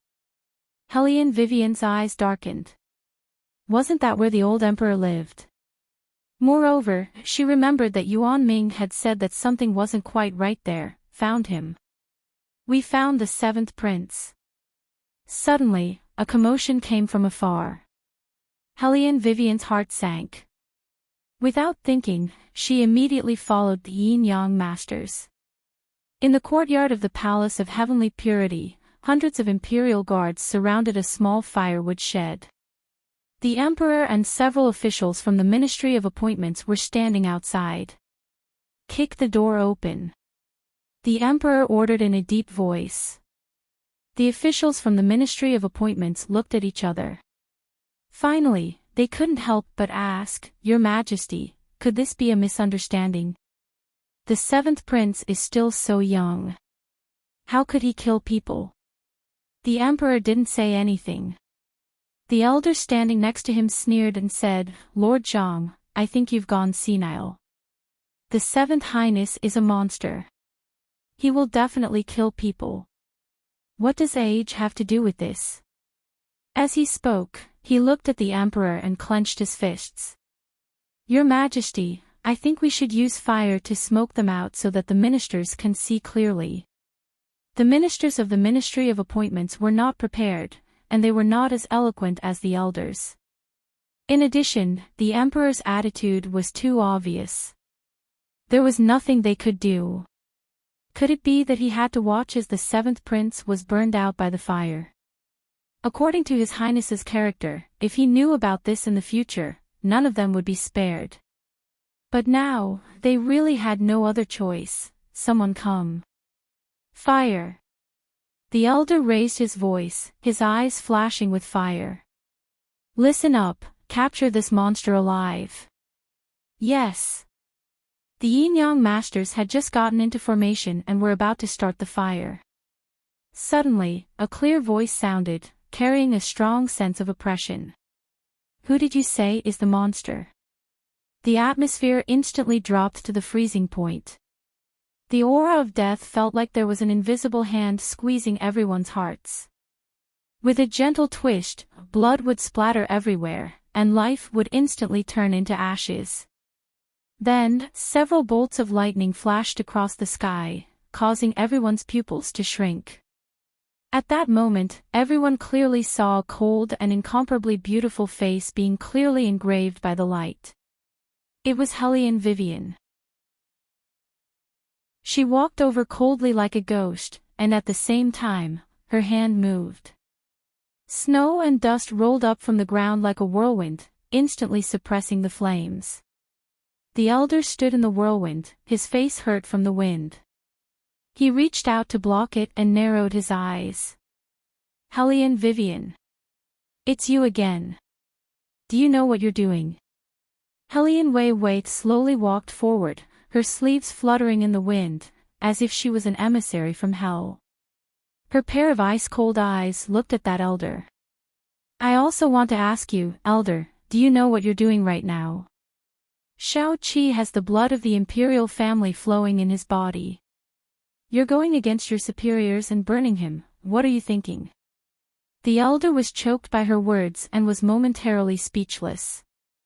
The little eunuch beside the emperor saw his master nod and loudly shouted, Third Princess Consort, everyone knows that you want to protect His Highness the Seventh Prince, but you can't protect him like this. Now that His Highness the Seventh Prince has become a monster and killed so many people in the palace, you actually ask the elder what he's thinking. You clearly want to protect the murderer. Are you speaking on behalf of yourself or His Majesty? Hellion Wei Wei leisurely cast her gaze over. The emperor frowned. The little eunuch was a shrewd person, so of course he wouldn't expose his master. He only loudly said, I'm speaking on behalf of all the dead palace maids. Gotcha!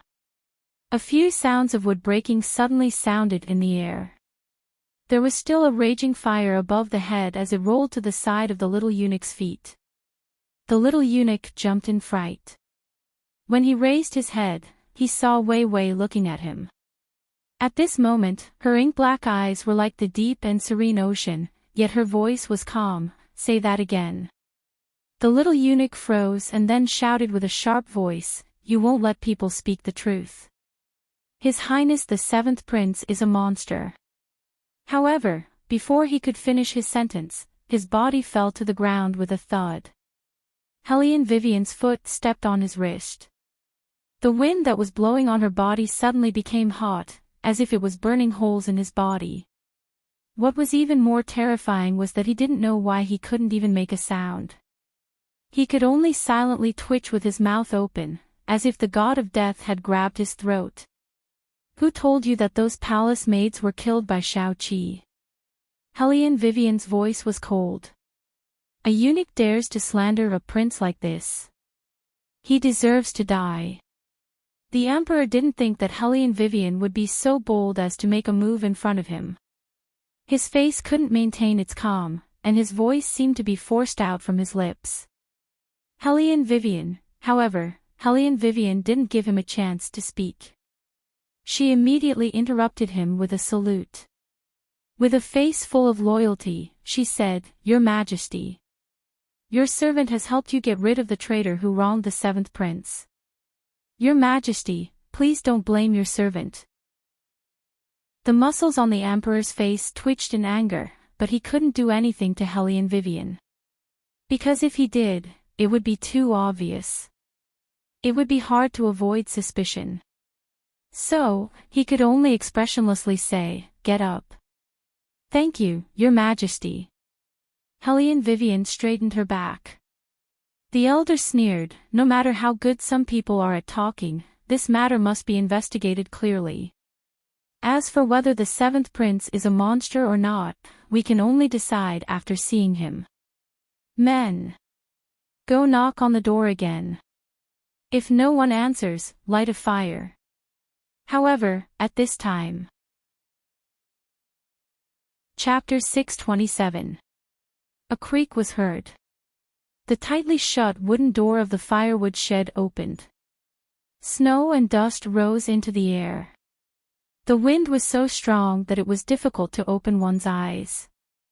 Amidst the swirling snow, a small gray figure could be seen walking out slowly. The little one still had his head down, so no one could see his expression clearly. He just kept walking with his head down. When the imperial guards closest to the firewood shed saw him, an indescribable fear suddenly appeared on their faces. Their eyes slowly widened, and all of them took a step back. Seeing this, the elder immediately scolded them, What are you doing? Hurry up and catch him first. The imperial guards looked at the emperor and the rest in fear. They couldn't move at all, let alone speak. It was as if there was an unknown force choking their throats. From the moment the Seventh Prince appeared, they knew that something was wrong. the little one continued to walk forward. An unknown airflow was stirring up in his body. His whole body was itchy and painful. It was as if there was a swarm of little insects in his blood, clamoring to break out of their shells. The back of his hand was itching badly, and his forehead was burning hot. He couldn't stay in the woodshed any longer. He just wanted to eat, but he didn't want to admit that he was a monster. He imitated Third Brother and coldly looked at the Imperial Guards. His eyes were cold. Scram! If they didn't scram, he would trample them flat. However, just as he took a step, a pentagram shape appeared under his feet. It floated in 4 directions, north, south, east, and west. It fell from the sky like a net and covered the 7th prince's head, emitting a faint glow. It was copper wire, a formation that was set up early on. The elder laughed and said proudly, "7th prince, this is the most secure formation in the world. It can force all demons and ghosts to reveal their true forms until they are subdued. I advise you not to resist, otherwise, you will be the one who gets hurt." The little one frowned, stretched out his arms, and moved them left and right. The net-like copper wires immediately tightened around the little one. Wounds appeared on the back of the little one's fair hands. Blood flowed from his fingertips and dripped onto the ground. This time, the little one didn't even move. Big tiger eyes stared at his feet. When the light came into contact with his skin, it was as if he was being burned.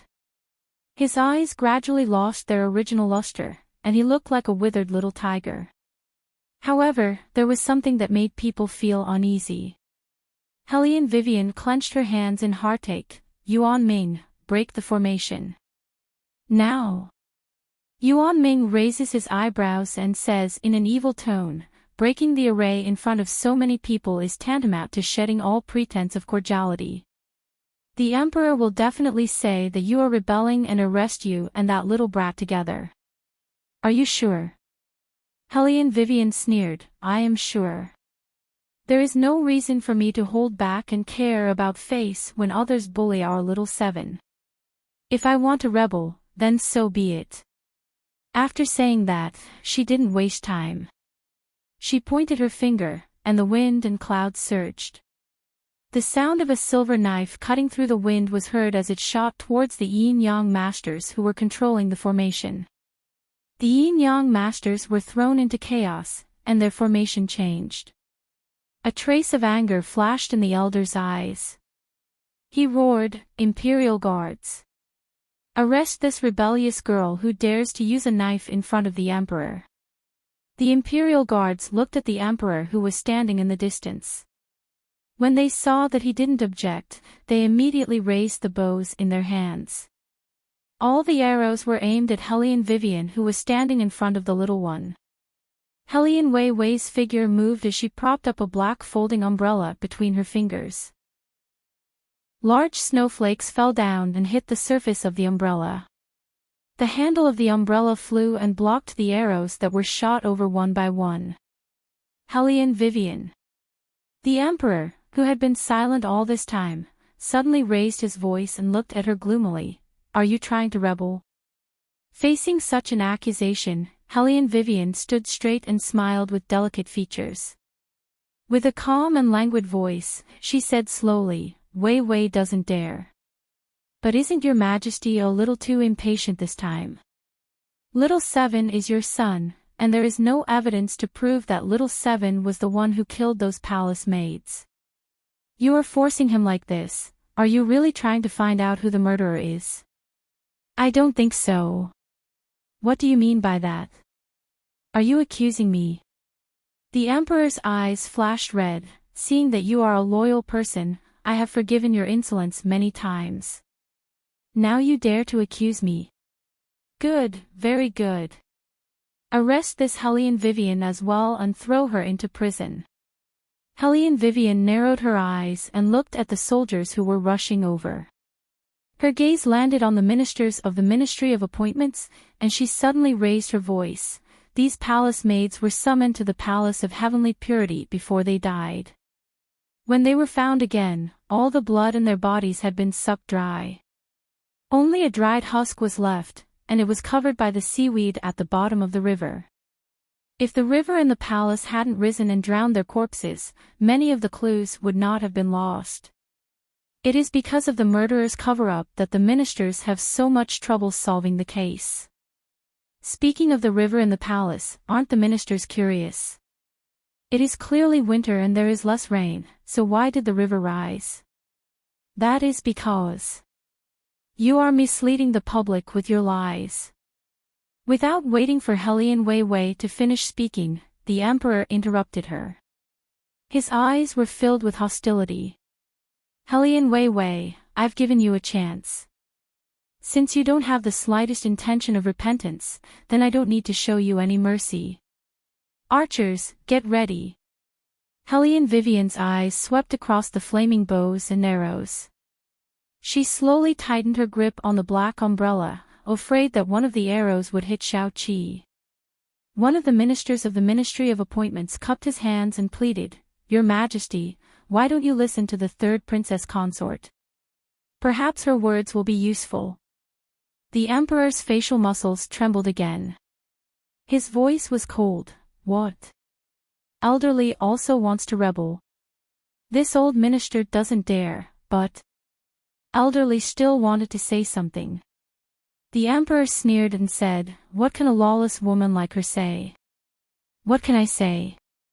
I think you have all followed the third prince for too long and want to rebel. After being scolded by the emperor, the minister's voice trembled. This old minister didn't mean that. Elderly, I don't care what you mean. From now on, whoever pleads for leniency for that unfilial daughter will be punished according to the law. The emperor didn't give Helian Vivian any chance to speak. He couldn't let her speak anymore. This woman could actually guess so many things. Although she didn't say the key point, the spearhead was pointed at the palace of heavenly purity.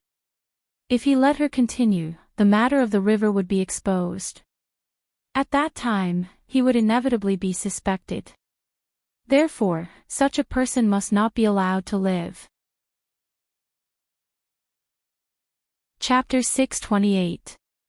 The emperor's attitude was firm. The ministers could only worry helplessly. No less than hundreds of rocket launchers surrounded Helian Weiwei in the center. The little one behind her was already bent over. Just by looking at his posture, one could imagine how painful it would be.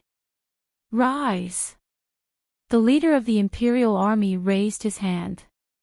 A swoosh was heard. The flaming arrows were raised and shone on the little one's face. Wait a minute. Look! Look at what's on his body. The archer closest to the little one suddenly screamed. His finger trembled as he pointed at the little figure. His voice was filled with fear. The ministers, led by the elder, all looked at the little one. They could not help but be shocked. Little Seven's face was covered with scales. As the flames shone on his skin, the scales spread and covered his forehead. At this moment, someone suddenly shouted, Monster! Then, the people scattered in fear and wanted to hide as far away as possible. Their gazes on the little one were filled with disgust and fear. They looked at little Seven as if they were looking at a monster. The little one who was already tormented by the pain started to look around helplessly when he saw the reactions of the crowd. Even breathing seemed to be painful. Little Seven. Helian Vivian looked back at the little one while dealing with the rocket launchers.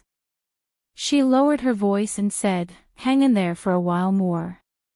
The little one could not move. He could only feel that something strange was expanding in his body. When he looked down, the back of his hand was covered with a thin layer of fur.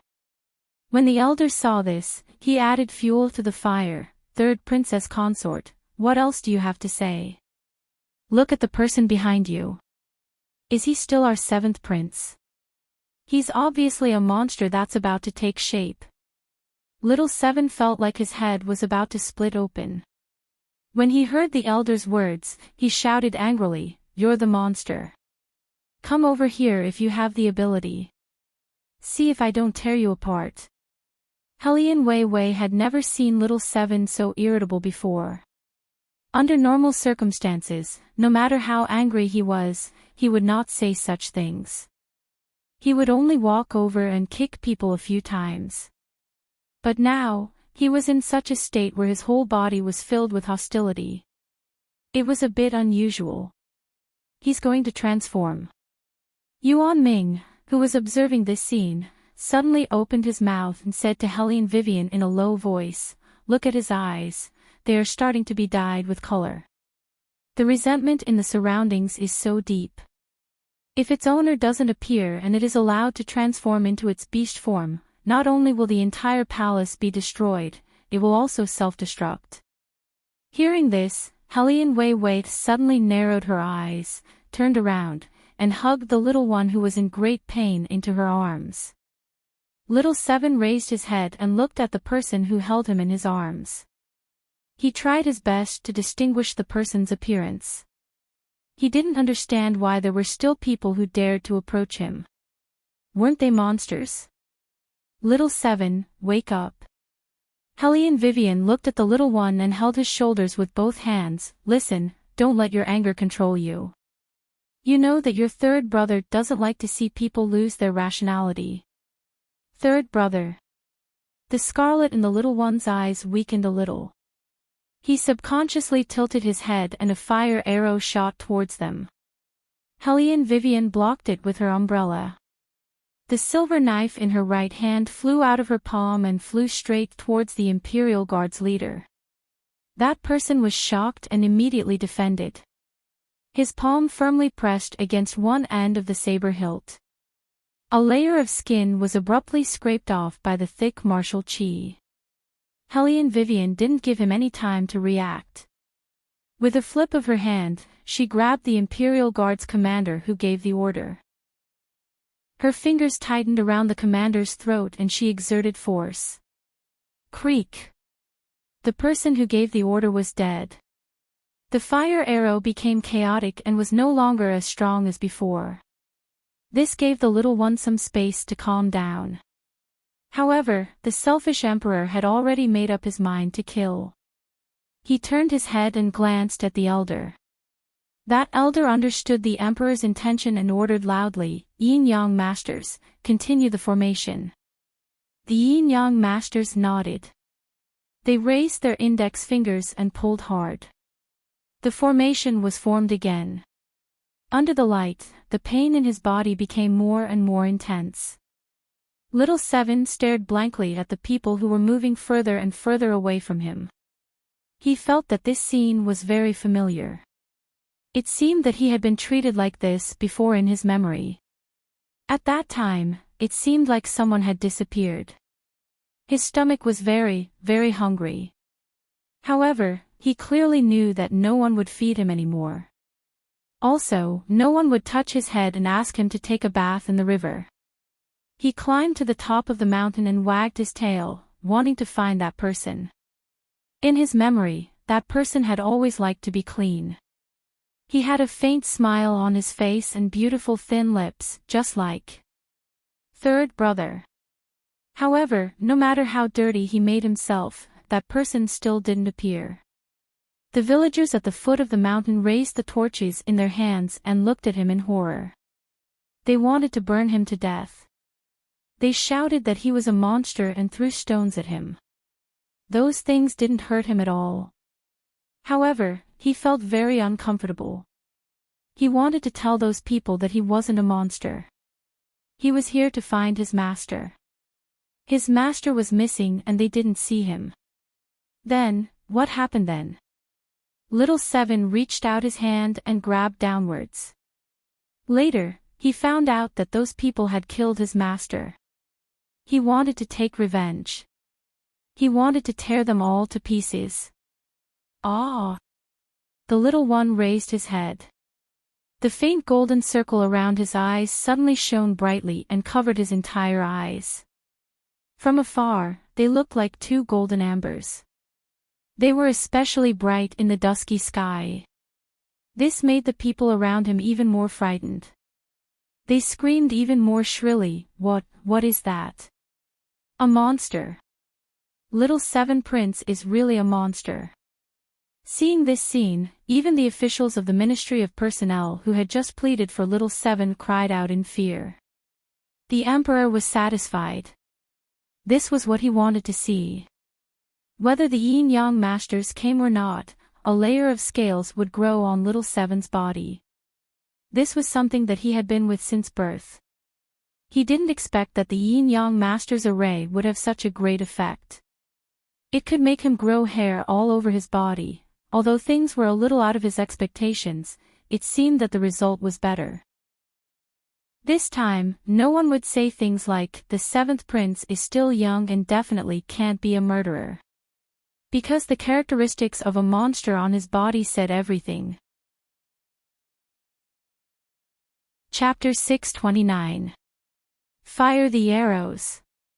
Another group of Imperial Guards rushed over. Helene Vivian used the umbrella as a pivot and her body floated in the air. As her robes fluttered, countless rays of light surged out from behind her, forming a huge current of air. Together with her bleeding finger that she had bitten, she shouted the word "break." The golden string was broken into pieces, and the formation was gone. The yin-yang masters were forced to take a step back from the impact. Looking at the person who fell to the ground, he reached out and clutched his chest. Helene Vivian was also injured. It was inevitable that her finger would be injured by the flying arrows. If she was alone, it would be easy for her to escape and fight, but she still had to protect Little Seven. Wave after wave of Imperial Guards rushed over. Helene Vivian's face was covered in ashes, but her eyes were frighteningly bright. The Imperial Guards had never met such a difficult opponent. One person against a group of them, but they didn't retreat at all. They even began to doubt whether they could still capture the seventh prince. The Emperor looked at Helene Vivian, who was blocking in front of him, and directly ordered people to bring oil barrels. He spread them in a circle and prepared to attack with fire. "What's that smell?" As they were fighting, Yuan Ming suddenly spoke. Helene Vivian's nose twitched, and her eyes darkened. She was smart enough to immediately guess the other party's intentions. They planned to attack with fire. "Little White, come out and carry Little Seven away first." "If I could carry him, I would have done so already. The beast aura on his body has already affected me. I can't show myself at all. I'm afraid I'll go berserk." Little White's voice became lower and lower. "Also, his condition isn't good. Just a little bit of blood will cause him to completely lose control." As they spoke, there was a loud boom. A huge fire was ignited and spread in a circle. The little person's hand was hanging down in the flames, and his fingernails were gradually dyed black. The yin-yang masters looked at the abnormally quiet little person in the flames. Their expressions gradually changed, and sweat appeared on their foreheads. "Not good, he's going to go berserk." Once a monster goes berserk, it will become very difficult to control. It will completely lose its mind and suck everyone's blood dry. But in reality, they had lived for so many years and had never encountered a monster that went berserk. Firstly, it was because low-level monsters did not have the qualifications to go berserk. Secondly, when low-level monsters cultivated into high-level monsters, they would learn to suppress themselves and would not easily go berserk. However, the current situation was not within their expectations. They originally thought that since the other party was so young, even if it was a monster, it would be very easy to deal with. They had never expected that the other party would actually go berserk. This was completely different from what they had expected. Perhaps it was because it had dragged on for too long. The yin-yang master's eyes darkened. They took out yellow talismans and used their minds to communicate with the people in the distance. "Young master, what should we do now?" "Get rid of him before he goes berserk." A voice as gentle as jade transmitted over, neither deep nor shallow, carrying a thick cough. Be careful of Hellion Wei Wei, separate her. Yes, young master. The yin-yang masters held the golden threads in their hands and moved in unison, forming the 5 elements 8 trigrams formation. He couldn't afford to make the slightest mistake. He had to succeed in one strike. They are planning to use a vicious move. Yuan Ming reminded Hellion Vivian in a low voice. They should want to get rid of him before Little Seven transforms. Hellion Vivian's hand paused and blood flowed out. Yuan Ming, does the agreement you made before still count? No way. Yuan Ming's eyes were deep like the deep sea. You want to give your essence to me for a little brat? Hellion Vivian moved to the side and slit the throat of the Imperial Guard that pounced on her. Her delicate little face was dyed red. He is not a normal little brat. He is Beligaju's little brother. Before he returns, I will protect anything that belongs to him for him. Moreover, that is Little Seven. Yuan Ming did not speak. His handsome face revealed an evil aura. As a demon, of course I want to obtain your essence. Because only by signing the contract of eternal life could he recover his original abilities and remember the memories he had lost. Master. In the middle of the palace, the little person with a gourd on her back stood on the blue tiles. She slowly threw resentment into the air. Is it about time? Jing Wushuang looked at the flames in the distance and nodded. She lifted her finger and chanted. The black resentment that was rising was like countless black pythons that were entangled together and slowly wriggled. It turned into human faces one after another, rising from the layers of black gas. The ugly and twisted faces were squeezed together. Some were crying, some were laughing, some were numb, and some were excited. There were no eyes or noses, only a black hole-like mouth that was tearing. There was a sharp and hoarse breathing sound coming from it. It flew towards the 2 people in the fire circle. Looking at those things, the elder knew that the master had come. His eyes were filled with unconcealable excitement. As long as the master made a move, this Hellion Vivian and Little Seven would definitely be dead. The little person felt the thicker resentment from the outside world. Her originally round fingernails became sharp and long. Her blood-red eyes widened to the extreme. What are those? This time, the people were really scared. They had never seen such a scene before, so they all showed a frightened expression. They thought that those black little faces were emerging from Little Seven's body. Their fingers trembled as they shouted, "Your Majesty." The Emperor did not expect such a situation, but for some reason, he felt comfortable from the inside. Especially when the black mist hit his body, he felt like he had drunk enough blood. It's the resentment array, woman. The other party still hasn't given up on the idea of taking your body. Whitey's voice rang out from the fantasy space. It turned out that Jing Wushuang knew from the beginning that these stupid humans would not be able to deal with Hellion Vivian. That person had never been an ordinary woman. Even if she entered the palace alone, it would make things very difficult. However, this was nothing to Jing Wushuang. What she wanted to do from the beginning was to awaken Ni Feng's reincarnation. Now was undoubtedly the best time. She had someone to protect, so she would not fight with all her might. Jing Wushuang lowered his eyes.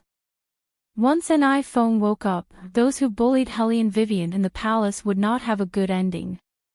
He would not allow others to besiege her while he did nothing. There was a loud crash. Hellion Vivian was surrounded by small faces. A layer of sticky film that was invisible to the naked eye slowly wrapped around her body. It started from her ankles, followed her calves to her waist, and wrapped around her chest. Chapter 630. Hellion Vivian felt as if her body was being gnawed by something. The black fog blocked out all the light in front of her. His body was exhausted to the extreme, and even his feet felt weak. Those pitch-black faces were everywhere, seeping into the fog. The little one looked at the person in front of him who was covered by the black fog. His large eyes were filled with blood. Hatred tore his last bit of rationality to shreds. He clenched his small hands and roared towards the sky. Hearing the little one's roar, Helian Wei Wei, who had fallen into exhaustion, moved her wounded finger. The finger was hanging by her side, the blood dripping from it seeped into the ground. With my life, I call upon your name, Master, that woman. The little one on the gourd froze, alerted that his movement was being hindered. He opened his eyes wide. What is she doing? Jing Wushuang did not speak, but the dream demon who was standing beside him rolled his eyes quickly. She's chanting, she's chanting. But once the array is formed, she can no longer use her magic. The little one furrowed his brows. No, it's not magic. The dream demon moved, as if he was afraid of something. Jing Wushuang narrowed his eyes and coughed heavily. Helian Wei Wei, who was oblivious to all of this, only heard a low chuckle by her ear. That chuckle was full of magnetism, like golden gravel, slowly flowing out. Do you know that once you sell your soul, you will never be able to pass through the door of God, and will never be reincarnated?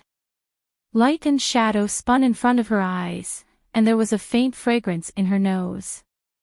Red spider lilies bloomed under her feet one after another, like flowing blood. Legend has it that the red spider lilies only bloomed on the road to hell. If I cared about the next life, I wouldn't have summoned you. Helian Vivian floated in midair, and black fog flowed out from her fingertips. That was the lifeline that could summon demons the moment they were born. He he he.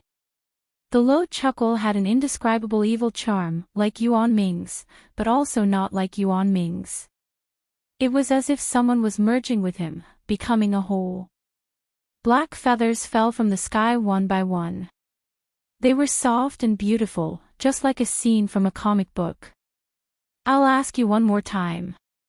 Are you really willing to sell me your soul? Before Helian Vivian regained consciousness, she spat out a few words. Shut up. Use my soul in exchange for my spirit. Demon, show yourself. As the last sentence of the incantation left her mouth, she fell completely unconscious. Those black feathers suddenly stood up in the air with a rustling sound. It flew up into the air, looking extremely beautiful. Amidst the raging fire, black feathers fluttered down, gently placing the sleeping Helian Vivian on the ground. The devil's snare flowers that only bloomed in hell were now blooming on both sides of her. They were like flowers and tea, a breathtaking beauty. In the sea of flowers, the outline of a cold figure gradually appeared. That figure walked over, and behind his fur cloak was a soaring azure dragon and a blazing Qilin beast. He had a smile on his face that could make heaven and earth lose its beauty. His cat-like eyes narrowed slightly, emitting a golden color that symbolized nobility. His lips were very pale, shining like pearls. His slender fingers were wrapped in black gloves, revealing only an inch of his porcelain-white wrist, attracting people's attention. His posture was very elegant, and his black robe fluttered with the wind. His name in the human world was Beligaju. In reality, he was the demon who controlled the entire darkness, and loved to play with people's hearts and destroy human consciousness. He tilted his head and picked up little Seven, who was in the array, with one hand. In an instant, the blackness on the little one's fingers began to fade. Even his scarlet eyes gradually sank, and he slowly closed his eyes. It was obvious that Beligaju had cut off his consciousness. Many immature divine beasts would constantly suck when they went berserk. They would not frighten you. Even when they were smiling sweetly, they would bite your throat and suck it greedily. They were just hungry children. In their eyes, humans were like milk bottles filled to the brim with milk. They were meant to be drunk. Their appetite was even bigger than that of an adult divine beast. Because they did not have a sense of good and evil, and did not have the rationality to suppress their instincts. Just like little Seven right now, his soft body was leaning in Bailey Jiaju's arms. With his thumb in his mouth, his little white fangs poked out. He was so handsome and flawless. From time to time, he would bite his thumb, looking like he was crying piteously for food. Balikaju frowned slightly, and with a cool expression, he held him with one hand. Of course, his action was not gentle, because the way he held the child was wrong. However, this did not affect his sense of oppression at all. The Imperial guards looked at him, and their faces showed fear. They retreated in panic, and put away the bows in their hands. Fear surged from their blood. Your Highness, it seems that I have been away for too long, and that made you forget my methods. You even dared to touch little Seven. Balikaju laughed. His fangs bit down on his black gloves, and his thin lips gently spat out a string of laughter. The Imperial guards could not help but curl up together, and their faces were filled with unprecedented respect and fear. Your Highness, please listen to our explanation. All right, I will listen to your explanation. However, it has to be in hell. As he spoke, his eyes, which were filled with deep black marks, narrowed. The row of Imperial guards in front felt their hearts twisting into a bowl. Starting from their fingers, they were burned by the blooming red spider lilies, making sizzling sounds. Balikaju seemed to hate this dirty scene, and he waved his long sleeves. Those Imperial guards did not even have time to scream before they turned into a pool of blood. When the evil spirits saw this scene, they fiercely narrowed their eyes. Although they were shocked by the sudden appearance of the man in front of them, they did not believe that a human could do anything to them. They opened their empty mouths and blocked in front of the man. Human, you better move away, don't ruin our business. Balikaju's mouth was still curved, and his sharp white teeth were exposed. His handsome face was like a god, and he looked down at those evil spirits from above. He loosened his collar with one hand. Are you threatening me? You!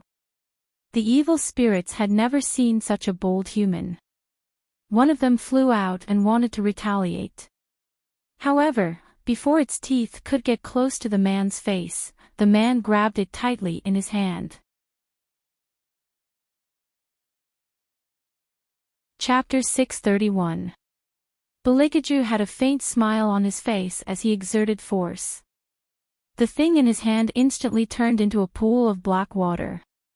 The evil spirits looked at this scene in disbelief. They sensed an unprecedented danger and wanted to escape. But Balikaju didn't give them the chance to do so. He walked past those evil spirits and ordered behind him, Qilin, swallow them all. At this time, the evil spirits realized that the divine beast fire Qilin was hiding behind the man. Their eyes shook violently, and a kind of unknown fear surged in their hearts.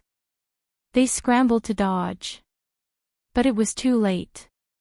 The fire Qilin opened its mouth and swung its tail, sucking them all into its mouth and chewing them back and forth with its thick claws. The only thing that the evil spirits regretted before they died was that they had underestimated this man. One by one, they roared softly, but they couldn't change their fate of being destroyed.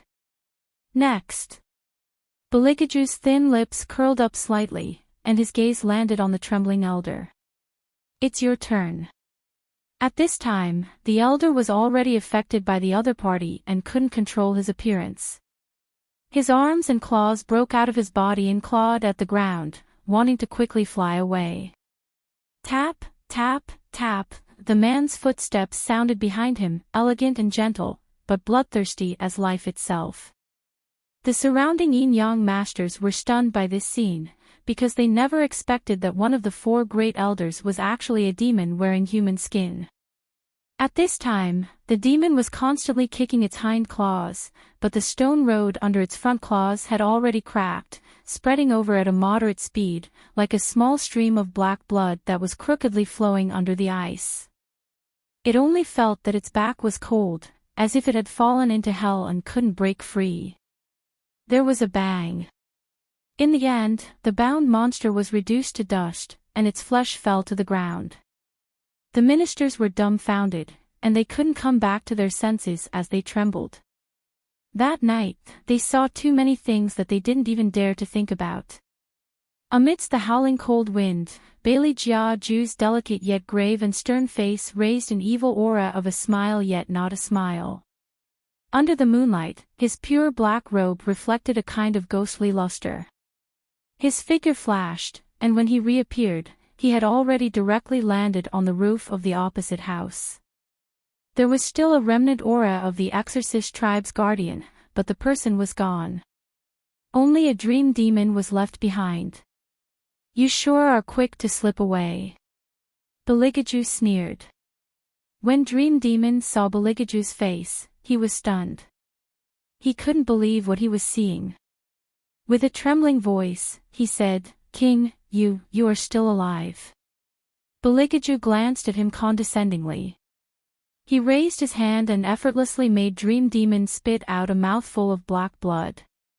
Even so, Dream Demon didn't dare to resist. He trembled as he said, "King, I really don't know anything. If I knew that you were still alive, I definitely wouldn't have listened to the exorcist tribe's orders."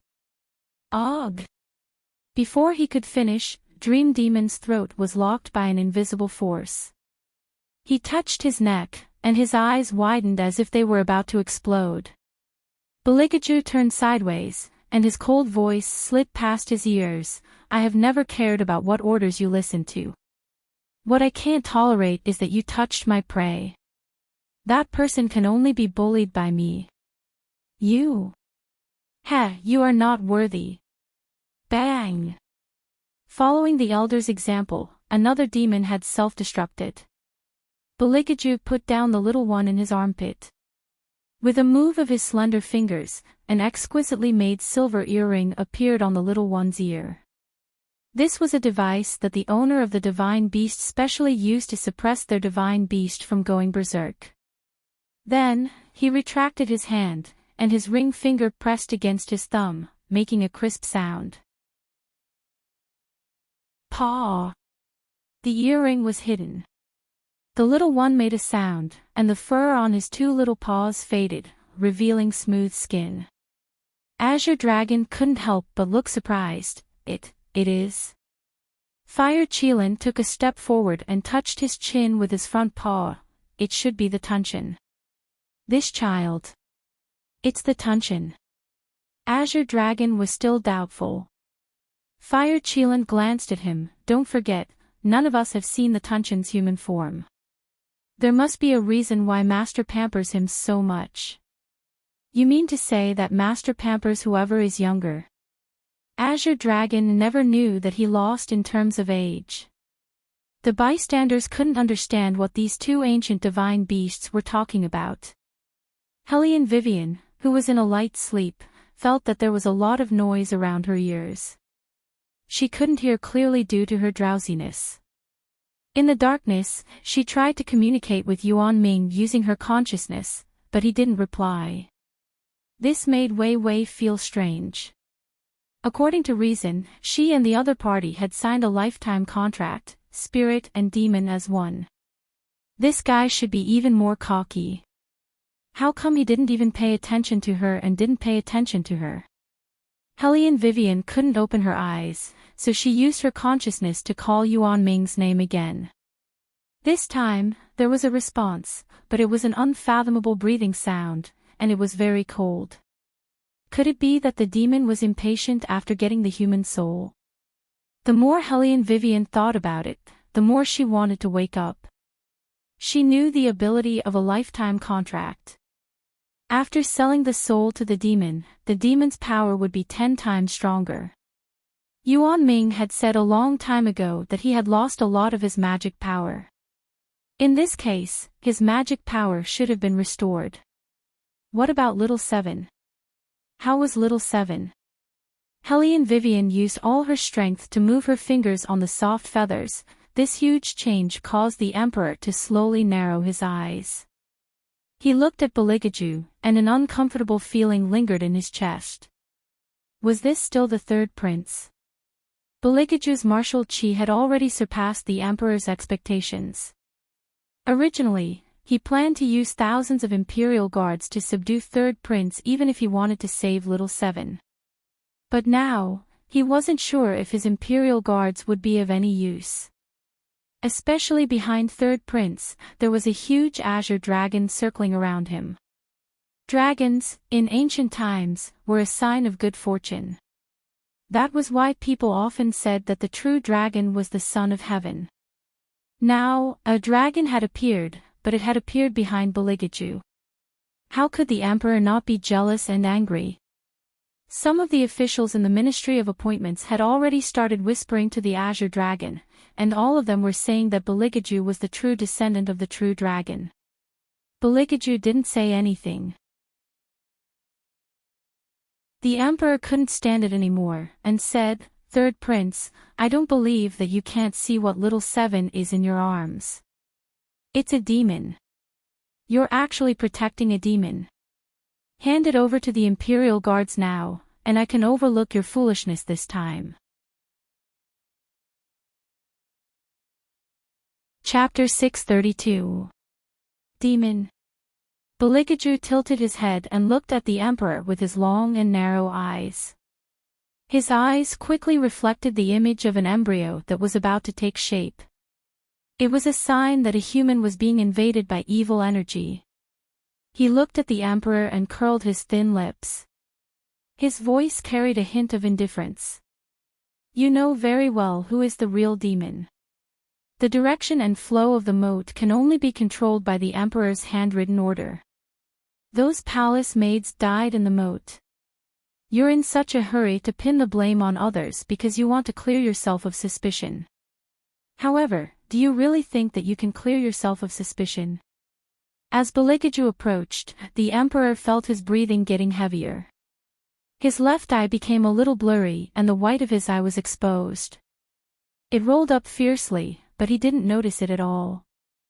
Eunuch Gao, who was closest to him, fell to the ground in fright. He pointed at the emperor's left shoulder and kept backing away. Fear was written all over his face. Only then did the emperor look to his side, only to see a baby's head suddenly appear there, sitting on his shoulder. The lower half of the baby's body was buried in his back, as if it had grown out of his body. A pair of scarlet eyes were glaring at him eerily. The emperor froze and his whole body was cold. How could this be? What was buried in his body? Although he would hear a satisfied sigh every time it was time to eat the elixir, he always thought that it was his own sigh. But now, the emperor was scared and shouted in panic. He no longer had the image of an emperor. Tears welled up in his eyes. "Men! Come quickly! Take this damn thing away from me!" However, no one dared to go near him. The ministers of the Ministry of Appointments screamed in horror. The imperial guards rolled and crawled 10 feet away from him. This time, the emperor was truly alone. The most frightening thing was that the baby on his shoulder actually moved towards him, and the dead man's face was pressed against his face. The emperor sat on the ground and screamed in a sharp voice, "Stay away from me, stay away from me. Keep it away from you." Beligaju laughed coldly, "How stupid are you? You've sucked the blood of so many young girls, so of course you'll form resentment. Resentment gives birth to evil, and evil comes from the heart. In time, it will replace you and occupy your body. How could it give up on such a good nourishment like you?" Hearing Beligaju's words, the emperor seemed to have suddenly thought of something. He lifted his face and looked at him pleadingly. "Third brother, you must have a way, right? Quickly, quickly save Imperial Father." Li Jiaju didn't move at all. He only stood tall and straight, looking down at him with obvious coldness. When Hellion Vivian woke up, she saw this scene. That familiar figure stood in the midst of the flames of war. The azure dragon circled in the sky above, and the divine beast at his feet. However, no one or thing could withstand the waves in his eyes. That pair of enigmatic eyes flowed with faint golden circuits, reflecting his fair face. It was filled with a kind of enchanting feeling, like some kind of powerful force, a divine miracle that was extremely beautiful to the extreme. At that moment, Helene Vivian thought she saw an illusion. She reached out and pressed her aching temples. When she looked again, that person was still there. She couldn't help but communicate with Yuan Ming through her consciousness. Her usually lazy voice became full of energy. Yuan Ming, did you see that? He's back, he's really back. Yuan Ming didn't give her any reply. Not far away, Beligaju moved his fingers with a black glove. He looked down at the emperor who was kneeling on the ground and planned to leave. In a moment of desperation, the emperor shouted, "I am your father. Are you going to watch your father become a monster that is neither human nor ghost?" Hearing this, Beligaju smiled. His thin lips had a hint of evil that made people uneasy. "Don't worry, you don't have the chance to become neither human nor ghost. Because it's already awake, it should be hungry." What do you mean by that?" The emperor was not stupid. Soon, a possibility flashed through his mind. He immediately looked to his left. That baby had indeed woken up. Its pair of empty eyes stared at the emperor. Its voice was cold, "Blood, I want blood." Before the emperor could react, his neck was bitten by the baby. The gurgling sound of blood being sucked rang out, making everyone's hair stand on end and their hair stand on end. The faces of the officials of the Ministry of Official Personnel Affairs were pale. They watched as the emperor reached out his hands, desperately trying to shake off the baby on his shoulder. However, because they were one body, they couldn't do anything. The emperor kept struggling. When he looked at Beligaju, his eyes were filled with jealousy and hatred. From the beginning, he knew that this child was a treacherous one. It had never respected him, the emperor, as its father. As expected, the older it got, the less it listened to his control. Now, it didn't even want to save him. Why didn't such a person die? Why was he the one who died in the end? God had clearly told him that as long as he did what he had to do, he would be able to obtain immortality. Could it be that God was lying to him? Crunch. The baby opened its mouth and broke his bones. The emperor could no longer struggle. He could only lie on the ground in a sorry state. Blood seeped out of his body as if he was in despair. His eyes gradually lost their light. When the officials saw this, they couldn't help but sigh. At the same time, they felt fear. They never thought that the emperor would become like this. They also never thought that he would be the murderer of the palace maids. They all knew that the emperor wanted to pursue immortality. But what they didn't expect was that the other party was already infatuated to this extent. In this world, you reap what you sow. If you don't believe it, look to the heavens. Who can spare you? The emperor's blood was sucked dry by the baby that had poked out of his body. In less than 10 seconds, it was lying on the emperor's neck. Its pair of faint green eyes were extremely terrifying. Of course, Beligaju wouldn't let it have its fill. He glanced at the azure dragon and said in an indifferent voice, "This one's yours." "Yes, master." The azure dragon thought that it was finally its turn. With a roll, it swallowed the baby into its stomach, leaving no trace behind. After that, the entire palace of heavenly purity fell silent. Beligaju began to pace again.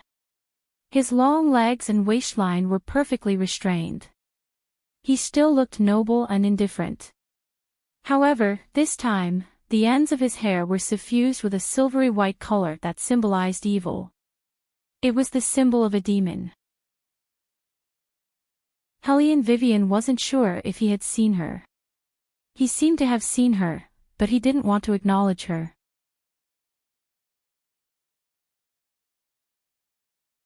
Chapter 633. Suddenly, Hellion Vivian remembered what he said to her before she left. Even if I hate you after I go back, you still want me to go back with you. How could she forget that this person always kept his word? Just like now, he didn't even look at her. Her arched fingers gradually turned cold. Hellion Vivian moved her legs and wanted to get up, but she realized that she had lost too much energy. Even standing was difficult. She couldn't help but complain in her consciousness, Yuan Xiaoming, don't you think His Highness is too petty? He holds grudges and is hard to appease. If I didn't come back then, what else could I have done? He actually ignored me. Capitalists are really inhumane. Hellion Vivian originally wanted to vent her anger and drag Yuan Ming along with her.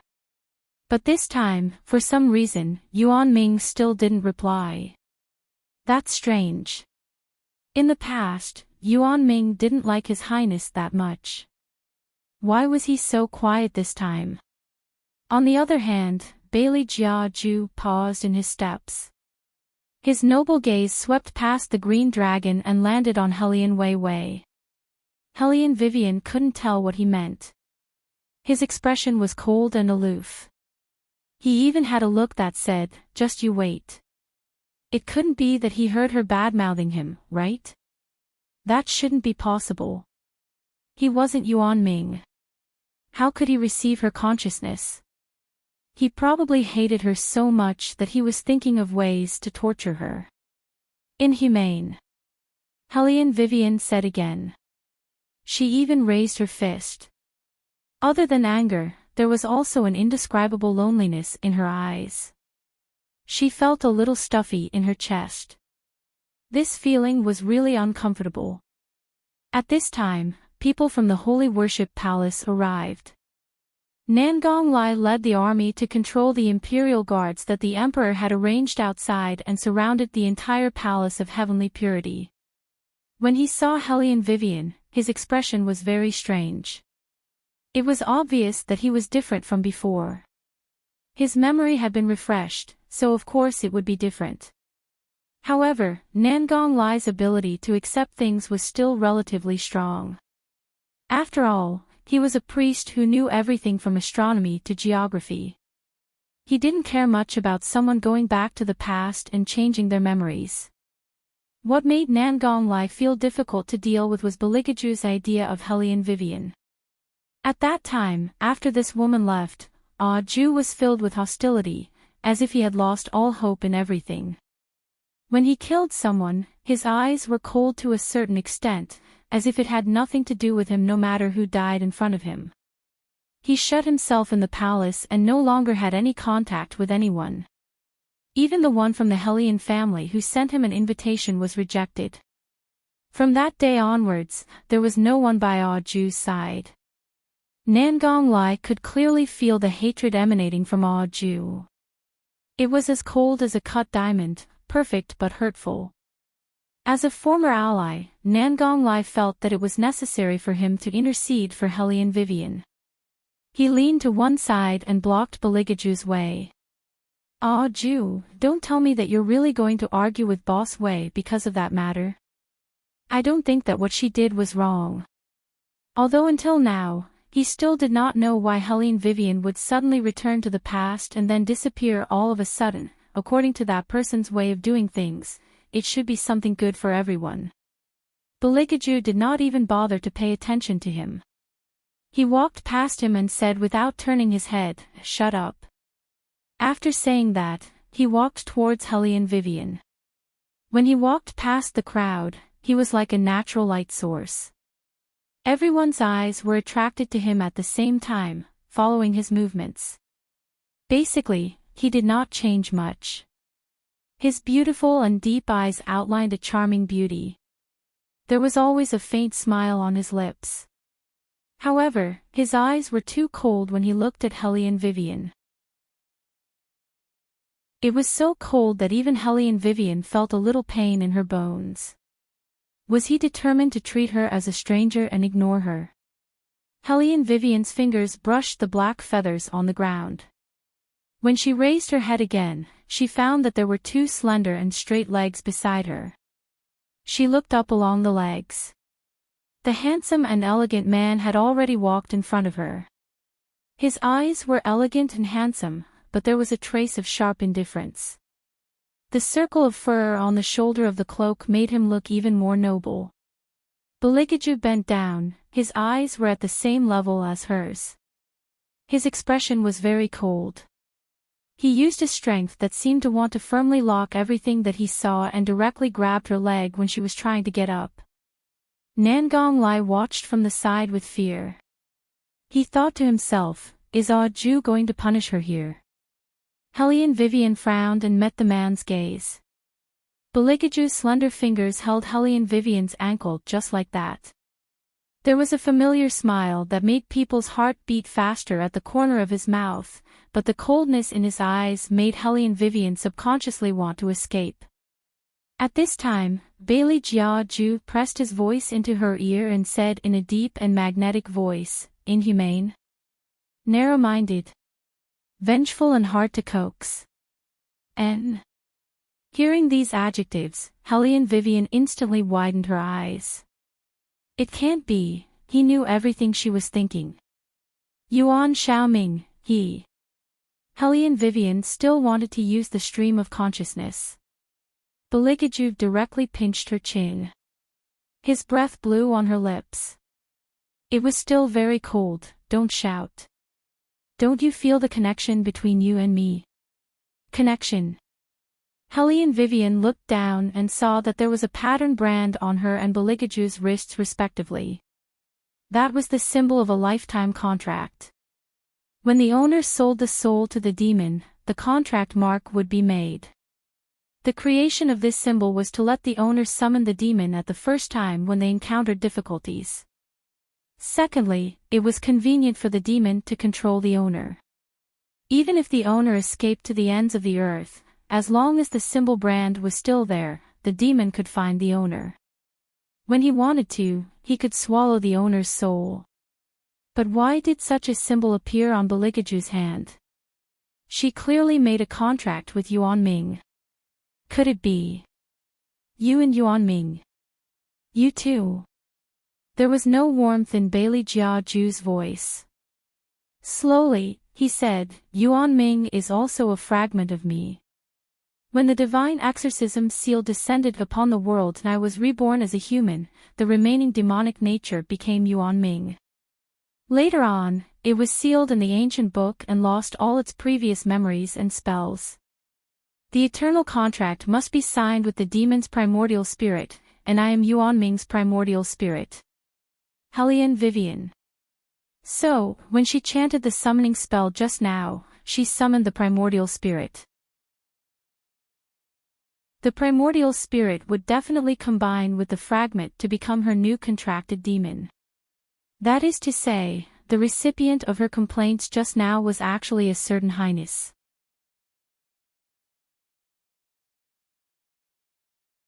Chapter 634.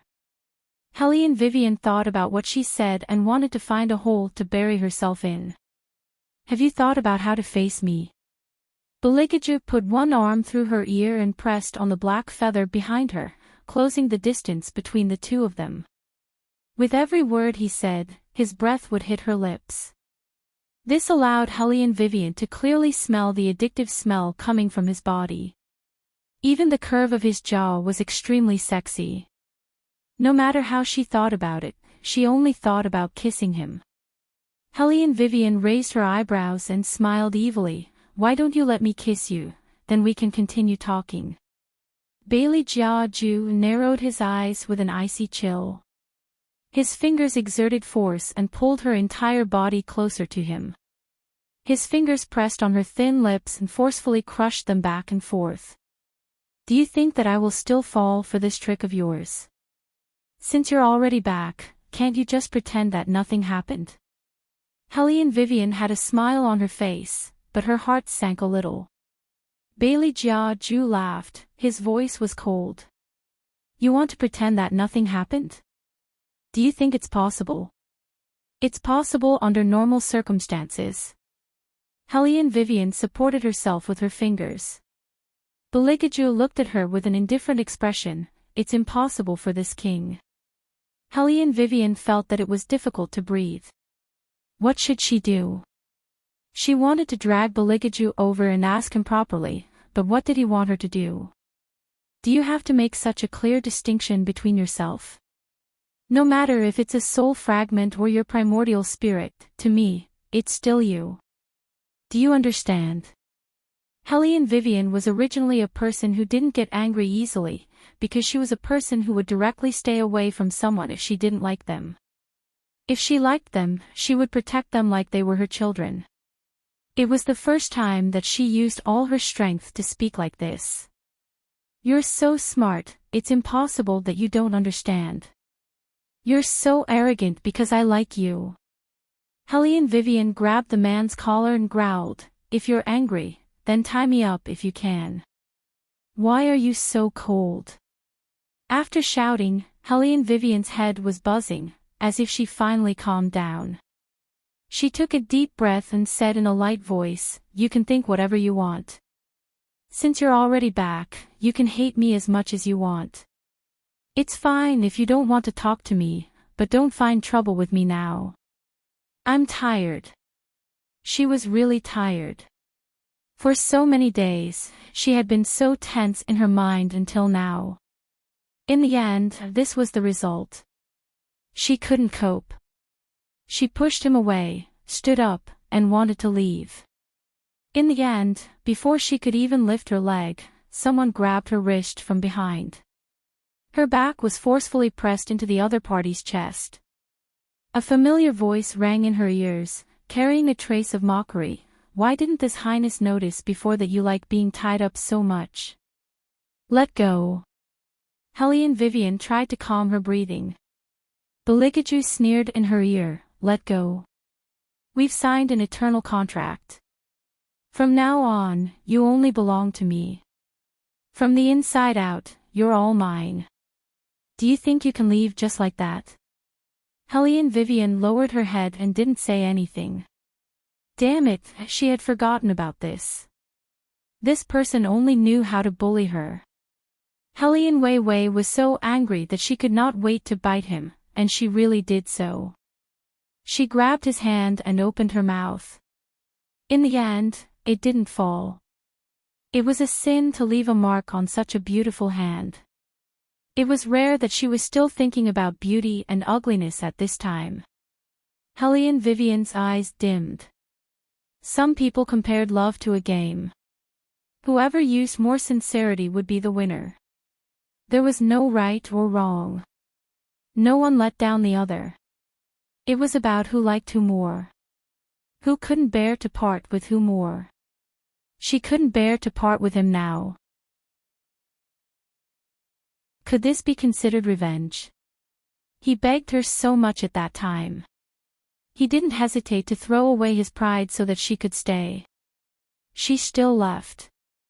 Now that revenge had come, she said that she was tough because she never thought that it would be so painful when she lost. Half an incense stick's worth of time. Beligaju's voice suddenly sounded again. This time, he let go of her wrist. He didn't have that much strength. He only gently hugged her waist and pressed his lips against her left ear. Helene Vivian didn't understand what he meant. Half an incense stick's worth of time. Was he telling her that she was going to die? I was cold to you for only half an incense stick's worth of time and you couldn't stand it. Beligaju's voice was a bit hoarse. Did you calculate how long it would take for me to recover after you appeared and left? Helene Vivian was stunned. The image of that noble little boy appeared in her mind. He was cold and didn't like to talk. He also didn't get close to others. He only obediently waited for her to return. In an instant, her eyes turned red. Bailey Jiaju turned Helene Wei around and used his slender fingers to touch her eyebrows. Then, he lifted her loose strands of hair and kissed her forehead, eyes, and the bridge of her nose. Finally, he pulled her into his arms and wrapped Helene Wei in his fur coat, pressing the bridge of his nose against hers. At this time, Beligaju was very gentle. He was like a precious red wine flowing in the night. He was incomparably smooth and sweet. As long as he was willing, he could give her the most enviable love in the world. He said to her in a low voice, "After you left, I thought that if I see you again in the future, I will definitely break your claws and legs. That way, you can stay by my side forever." When Helene Vivian heard his words, she felt her hands begin to hurt. "But when I really saw you, I was thinking about how to fiercely take you. I wanted to make your legs go soft and cry for mercy. I wanted to make you unable to leave even if you wanted to." When Beligaju said this, his thin lips fell on her lips. Then, he fiercely bit down. It didn't hurt. Instead, it was a bit numb. Helene Vivian only felt her heart skip a beat. Her face burned a bit unnaturally. What was this person thinking in his head? "In order to make myself look less impatient, I didn't want to look at you. You really know how to make your presence known." Beligaju's voice was sexy and hoarse. It was so graceful that it was like a good musical instrument. Helene Vivian knew what he was talking about.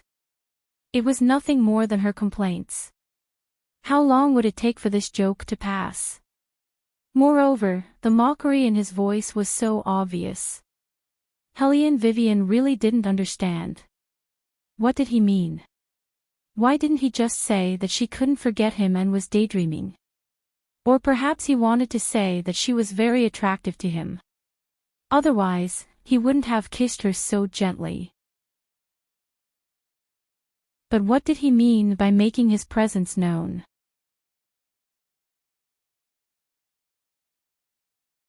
Chapter 635. Beligaju looked at the confused person in front of him, as if he had accepted his fate. "Forget it. Anyway, your existence is a distraction to me. Wherever you are, I can't concentrate on anything." Was she as annoying as he said? Helene Vivian showed an angry expression. She was pulled into the man's arms. His fingers stroked her long hair gently as if he was comforting an animal. He said in a mocking tone, "You're an idiot. Are you still not convinced?" Helene Vivian stopped breathing. Her nose was filled with that familiar smell. It was so reassuring. Finally, they were all back. In addition to his kindness, there was also his unprincipled love for her. Although it was a bit poisonous, she was already used to a certain highness who did not mean what he said. Helene Vivian chuckled and reached out to hug him. His waist was thin and strong, so it was very comfortable to hug. As long as Bailey Jiaju lowered his eyes, he could see the smile at the corner of her mouth. It was sly and innocent. She even used a pair of eyes to look at him. Her fingers moved around his waist. Once again, he questioned his own taste. How could he fancy such a little hooligan? Her claws were not quiet for a moment. "Is it nice to touch?" Beligaju raised his good-looking eyebrows and the air of abstinence hid her face. "Not bad. It's quite smooth." Helene Vivian thought that in the future, these were all mine. She could touch them however she wanted. Beligaju smiled coldly and evilly. "Seeing that you like it so much, I'll find a time later to let you touch it. But not here. It should be on the bed." Helene Vivian was very happy. "Is this a benefit?" "Yes, it's a benefit." Beligaju leaned over and his thin lips slid past her ear. He was very black-bellied. Because of this touch, Wei Wei's whole body trembled. Beligaju was very satisfied with the effect he had on her. He let go of her and looked up. His gaze landed on the Imperial guards who were holding bows and arrows in the distance. His voice carried the coldness of a superior. "You are still holding bows and arrows. Do you want to kill me as well?" The Imperial guards looked at each other, not daring to move. But after all, they were directly under the Emperor's command. His Majesty had ordered them to surround this place. Beligaju stared straight at them as he hugged Hellion Vivian with one hand. His rosy fur cape fluttered in the wind. Behind him was a surging army. Every one of them was dressed in black and held spears in their hands. They were mighty and unstoppable. Someone recognized them. They were the shadow guards personally trained by the third prince. There was once a rumor about them. Once the 8,000 shadow guards were deployed, there would be no one within 100 miles of them. He had heard too much, but seen too little. At this moment, after seeing this scene, the Imperial Guards who had been nurtured in the palace all year round were terrified from the bottom of their hearts. Those shadow guards stood behind Beligaju with masks on their faces. They were like a demon army that rose from the ground of hell. Every one of them stood upright, as if they were waiting for Beligaju's orders. The light reflected from the numerous silver knives made the old officials who only knew how to rely on the elder compound to panic. They originally wanted to denounce the identity of the seventh prince. Now, not to mention speaking, they didn't even dare to let out a fart. The Imperial Guards knew that this was a battle that they had no chance of winning. Paw! Someone put down his bow and arrow and knelt on the ground. Following that, dozens, hundreds, thousands of Imperial Guards knelt on one knee and bowed to Beligaju. All the ministers in the Imperial court had mixed feelings when they saw this scene. Among them were the fifth prince's men, the elder compound's men, and the emperor's men. This game of chess with the world as the chessboard had been going on for so long. They had never thought that Beligaju would be the one to obtain the throne in the end. Although he was very capable, he had never understood the ways of officialdom. No matter how talented he was, he would still fall in the end. But now, looking back, the first prince had drowned because the Leaf family had bullied the third prince back then and had provoked the emperor's punishment by spouting arrogant words. The Murong family had been doted on by the emperor for 100 years. The emperor doted on Empress Murong and the fifth prince even more. In the end, because they framed the third prince, they were imprisoned for life and their entire family was beheaded. Everything that happened seemed to have nothing to do with the third prince, but if one were to trace the reason, everything could not be separated from the third prince. Thinking of this, the officials couldn't help but shudder. Now, it was the emperor's turn to be possessed by a demon. The third prince was just enforcing justice on behalf of the heavens and putting righteousness before family. The emperor's throne was rightful and justifiable. It was inspiring. However, how could the old officials, who had been dealing with officials all year round, not see through the trick? It was because they realized it too late that they couldn't help but feel a chill run down their backs. They thought that the third prince would be dethroned sooner or later. How much thought did he have in order to be able to control the entire court in his own hands? The first prince was gone, the fifth prince was gone, and even the emperor was gone. At this point, there was no longer any doubt as to who would inherit the throne in the future. There was also Hellion Wei. At that time, when this hedonistic good-for-nothing married the third prince, they even secretly sneered at her because of this. After all, the third prince, who originally didn't occupy an advantage in the imperial court, had a burden like this, which would only accelerate his defeat.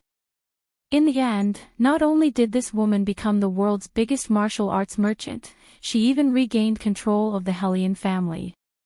What was even more frightening was that she could actually make the hidden army recognize her as their master.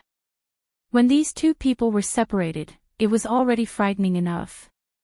Thinking about how His Highness swept away thousands of troops when he appeared, and how many Imperial Guards besieged Hellion Vivian, they actually didn't completely force her into a dead end. Now that they were merged, it was really hard to say what would happen in the future. Some of the officials' eyes faintly revealed uneasiness. Nangong Lai watched from the side.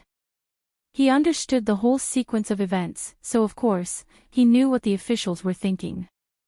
Those people must have regretted it so much that their intestines turned green.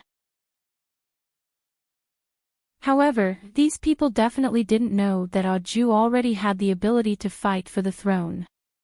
If he really wanted to get the throne, he could have led the army to abdicate 7 years ago. However, he didn't do that. Instead, he put down the chess piece in his hand and looked at him calmly. He said in a clear and noble tone, something like the throne must be personally delivered to me before I accept it. In other words, he didn't even bother to force the emperor to abdicate. To him, it was also a kind of beauty to get something perfectly. Later, after Helene Vivian heard the speculations of the officials, she had the opportunity to ask Beligaju himself, at that time, "Did you plan to kill the first prince from the beginning?"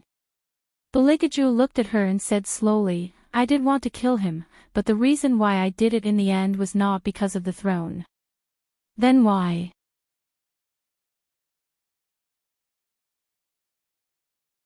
Chapter 636. Because he had a thought that he shouldn't have. Beligaju pushed Helene Vivian away with his finger. His eyes darkened. How could he keep someone who dared to look at his prey with that kind of gaze? Then what about the Mourong family? Helene Vivian felt that this person was getting more and more disgusted with her. He even pushed her away when she asked him a question. Beligaju looked at her coldly. "What do you think? Why would I keep someone you used to like there? I'm not that kind. Killing one is still killing, killing two is still killing. It's better to kill all of them. It'll save us trouble in the future." Helene Vivian was stunned, then she smiled. "So you're jealous. Does this count as being angry for a beauty?" As she spoke, she took out a mirror from the sleeping Shao Qi and looked at it.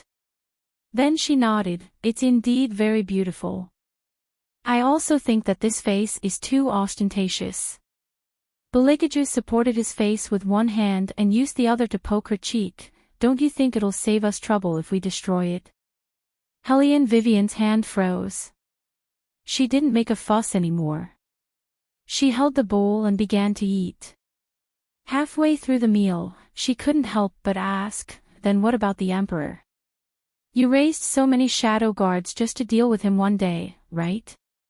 If he didn't set his eyes on you in Tunshan, I wouldn't let the shadow guards surround the palace." Beligaju's eating posture was still noble and elegant. She couldn't see any trace of a demon on him. However, Helene Vivian still felt strange. "You can tolerate it so well. It's not like you at all." Bailey Jiaju glanced at her again and unhurriedly put down the bamboo chopsticks. He put one hand on the back of her chair and leaned back. His posture was very domineering. "What's the point of arguing with someone who you know will die?" Helene Vivian. So it was like this. She was actually a little speechless. "Finished." Beligaju raised his chin and pointed at her empty bowl. He gestured for the palace servants to carry little Seven away. Only then did Helene Vivian realize that she had actually finished the second bowl of rice without any change in expression. When did she become so good at eating? What was even sadder was that she didn't feel full. One more bowl, Helene Vivian said to herself. She would definitely stop after finishing this bowl. She did stop, but after dinner, she wanted to eat pastries and oranges. When she was picking out pastries, she couldn't free her hands, so she asked a certain highness to peel oranges for her. Beligaju threw an orange to her. It was obvious that he wanted her to eat it herself. Forget it. She didn't expect a certain highness to be gentle. Although the other half of a domineering CEO was more gentle, who asked her to be cold and arrogant. As Helene Wei pondered, she turned sideways and peeled the orange peel. She was a very lazy person. If she could lie down, of course, she would not stand up. She just nestled on the furry and carved imperial consort's chair. She was wearing an ancient nightgown with large sleeves. When she stretched out her hand, her jade-like fair arms would be exposed. Coupled with her natural temperament, she gave off the feeling of a lazy cat, which was very charming. Helene Vivian didn't realize how bewitching her posture was at all. She was still muttering, "The plum blossom cake isn't as good as the osmanthus cake." Beligaju had already taken off the fur cloak on his body with one hand and casually threw it to the palace servants who were holding fruits at the side. "You all can leave. I'll take care of this." "Yes." The palace servants lowered their eyes and stepped back. They were very obedient. Helene Vivian didn't mind. After all, compared to someone watching her every move, she preferred to stay like this. After eating the last piece of orange in her hand, she couldn't help but yawn. Before she could make a sound, she saw Beligaju walking over with a mysterious iron chain in his hand. Helene Vivian's yawning hands suddenly stopped. Before she could react, he pressed her arm down and pressed her into the soft fur. His thin lips curled into a faint smile. "Originally, I didn't plan to tie you up. But after hearing what you said in the Palace of Heavenly Purity today, you seem to like being tied up. In that case, I can only comply with your request." "Who likes being tied up?" "I was just saying it casually. Can't you just pretend you didn't hear it?" Helene Vivian said as she tried to turn around and escape. Beligaju pressed down on her waist and pulled her entire body back, making her sit on his lap. His tone was a little careless. "No, I can't. Who asked me to be petty and inhumane? I hold grudges and I'm hard to appease." "Helene Vivian. Isn't this over? Why is he bringing it up now? Be good, don't move." Beligaju whispered into her ear in a low voice. His thin lips were practically pressed against the back of her ear. "I'll tie you up until you feel very comfortable." Helene Vivian's body trembled. When she felt a numbing sensation in her ear, Beligaju had already made his move. He leisurely tied her hands with the iron chain. After he was done, he didn't give her any time to think, almost in the next second. Her nightgown was picked up by him. His coarse fingertips wandered wantonly on her bare skin. Helene Vivian couldn't help but tremble, but she couldn't resist the man's invasion. Because of his actions, she felt as if she was suffocating. Her ears were burning, and her mind was filled with snowflakes. She lost all ability to think. The tall figure behind her was getting hotter and hotter, as if it was going to incinerate her. Beligaju smiled. His lips pressed against her reddened left ear, and he licked it with the tip of his hot tongue. Then, he slowly moved down to her fair neck. He nibbled and kissed her deeply, leaving a mark. His sandalwood scent seeped into her nose. As long as he wanted to, he could make a woman feel the highest pleasure. Helene Vivian didn't move. If she moved, the iron chain would ring. That kind of sound would sound even more ambiguous. The bridge of his nose was pressed against hers, the tip of his eyebrows and the corners of his eyes were filled with a devilish smile. Not to mention, the heat from Bailey Jiaju's palm could simply burn her. His slender and slightly cold fingers stroked up, and the dense numbness finally landed on the softness in front of her chest. He gently held it. Helene Vivian's body trembled. She felt as if she had been electrocuted. She couldn't help but let out a sound and reached out to push him away. "Don't," he pressed her hand down and kissed her neck, which was the most vulnerable part of her body. He sucked deeply, and his other hand hugged her tightly from behind. It was as if he was firmly holding her in his arms. Helene Vivian could even feel his hard erection pressing against her urgently.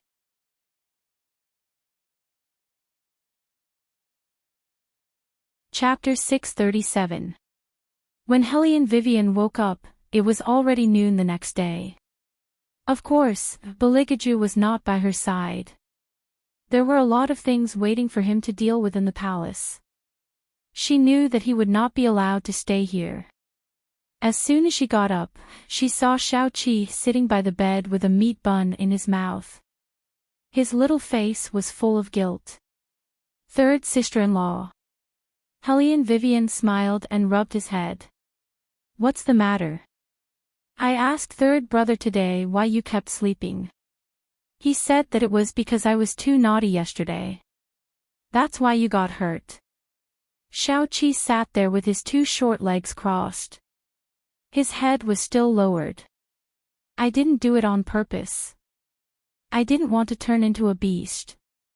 When I got my memory back, I remembered third brother. I wanted to kill all the Imperial guards with torches. I didn't expect to get you involved. Only then did Hellion Wei realize that he had grown a tail. As he spoke, it swung back and forth, looking very adorable. However, His Highness was really good at shirking his responsibility. Was it good to be so shameless? It has nothing to do with Xiao Qi. It's someone else's business. Hellion Vivian pinched Xiao Qi's face. You said you got your memory back. Did you remember that you are the sky-swallowing beast? The little one chewed on the meat bun and said, yes, I remember everything. It's just that my magic power hasn't fully recovered. Third brother put a silver ring on my ear. I can only turn into a mythical beast when I fight. Otherwise, I can carry third sister-in-law outside the palace to drink bean curd. Now that third brother doesn't allow me to fight, I'm bored. Hellion Vivian. So that's why he's worried. Is that brain of yours filled with nothing but eating and fighting? The little one shook his head. No, I care about my image very much. Third sister-in-law, look at me. See if I'm more handsome after waking up. Hellion Vivian's mouth twitched. You're the most handsome in the world. Go to the Imperial kitchen and get me some meat. I'm starving. There's no need to go to the Imperial kitchen. The little one stood up and his long tail hit the ground. When third brother left, he asked people to prepare a lot of food. He said that you can only eat when you wake up. So good.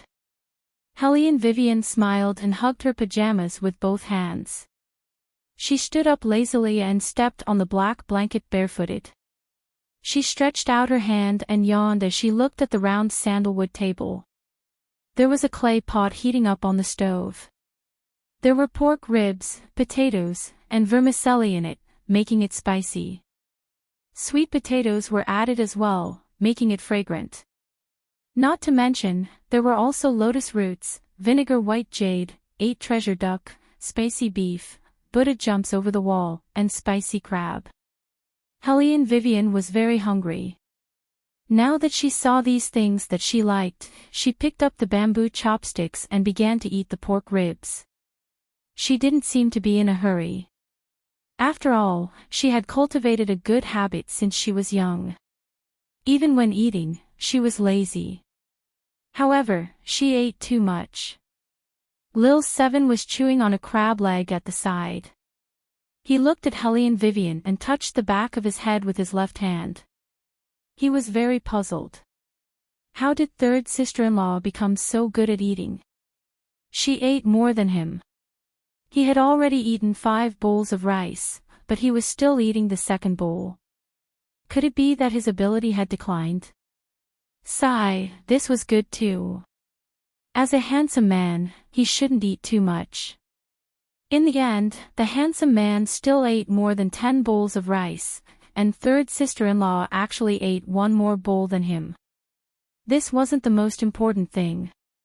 The most important thing was that third sister-in-law ate several oranges after she finished eating. The little one stood at the side, wagging his tail and sniffing his nose. He felt that something was wrong. The weather outside the palace became colder. The capital was like this. Once winter came, it would be so cold that people didn't want to go out. Especially when the weather was cloudy and foggy, it would be a vast expanse of white when talking. The emperor had passed away, so the imperial court had to do something. The ministers were all anxious. They stood in the middle of the south study room and didn't dare to raise their heads. Beligaju, who was sitting in the seat of honor, supported his face with one hand and held the booklet in his other hand. Every movement was perfect as if it was calculated. He didn't say anything, nor did he show a trace of displeasure. His noble and handsome side profile didn't show any joy or anger. He even looked more graceful than when the emperor was on the throne. However, the ministers who came to the court still felt an unprecedented pressure. Cold sweat kept breaking out on their foreheads. Everyone was worried about their future. After a long while, Bailey Jiaju seemed to have finished looking through the things in his hands. His pair of eyes faintly swept over them. I don't need to say anything. You should also be clear on what you did wrong. Drag them away. Your Highness, please spare us. The 3 ministers who had supported the emperor to besiege the 7th prince were dragged away by the masked shadow guards. The remaining people were those who had once stood on the 5th prince's side. They had originally thought that this was the end for them. Unexpectedly, that person just took a sip of tea and said in a clear voice, "Lord Liu, what's the matter with the booklet you presented?" Liu Yu was still thinking that he might be beheaded in the next moment. He didn't expect such a stroke of genius. However, for the sake of the country, he still straightened his back and reported, "There's news from the Xianyuan kingdom. Someone in the elder residence has noticed the changes in the court.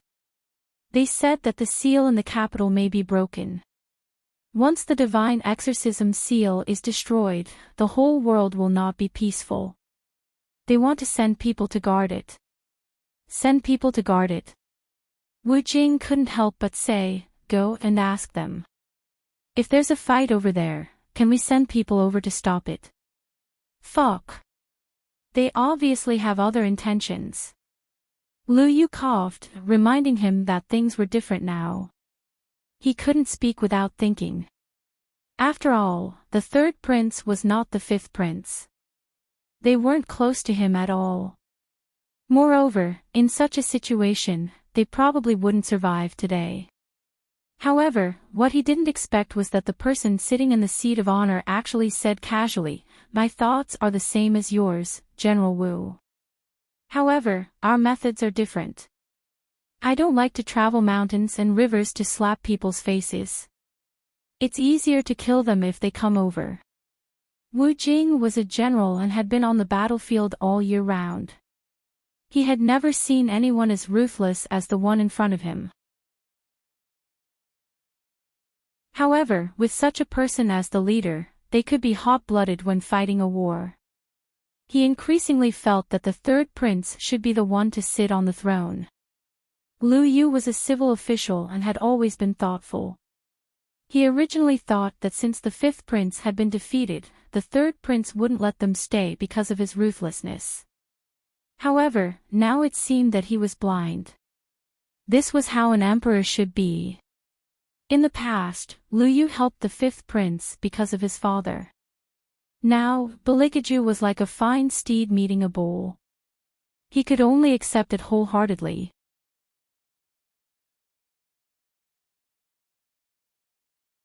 Chapter 638. The people from the Xianyuan kingdom are doing this because they see that our elder compound is empty. They don't have a backbone who knows how to exorcise demons. Outside the hall, Nangong Lai walked in with an evil smile. He held a feather fan in his hand and waved it back and forth. "They're clearly looking down on your abilities, Your Highness." Balikaju crossed his legs and glanced at him. That indifferent gaze was more or less a little bit cold. Nangong Lai straightened his body in an instant, cleared his throat, and said in all seriousness, "This subject went to patrol today. There are indeed not many people who know the art of exorcism. The emissary of the Xianyuan kingdom has already arrived within our borders and will enter the capital tomorrow. Although they say they are here to pay their respects, in reality, they are planning to send someone to test our background first." Hearing Nangong Lai's words, Wu Jing couldn't help but feel angry again. The emperor's body hasn't entered its grave yet, and the morning bell was only rung yesterday. It's impossible that the emissaries from the other countries didn't know. Are those people from the Xianyuan kingdom here to bully us? Lu Yu thought carefully for a while and said, that's probably what they're planning. Lu Yu couldn't help but feel lucky that the third prince was in charge. Less than a day had passed since the emperor's last breath. The third prince had already turned the entire situation around. The Ministry of War and the Ministry of Civil Affairs were all in his hands. His speed was admirable.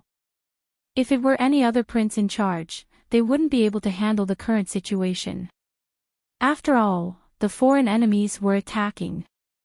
At this time, the powerful courtiers could very well start a military coup.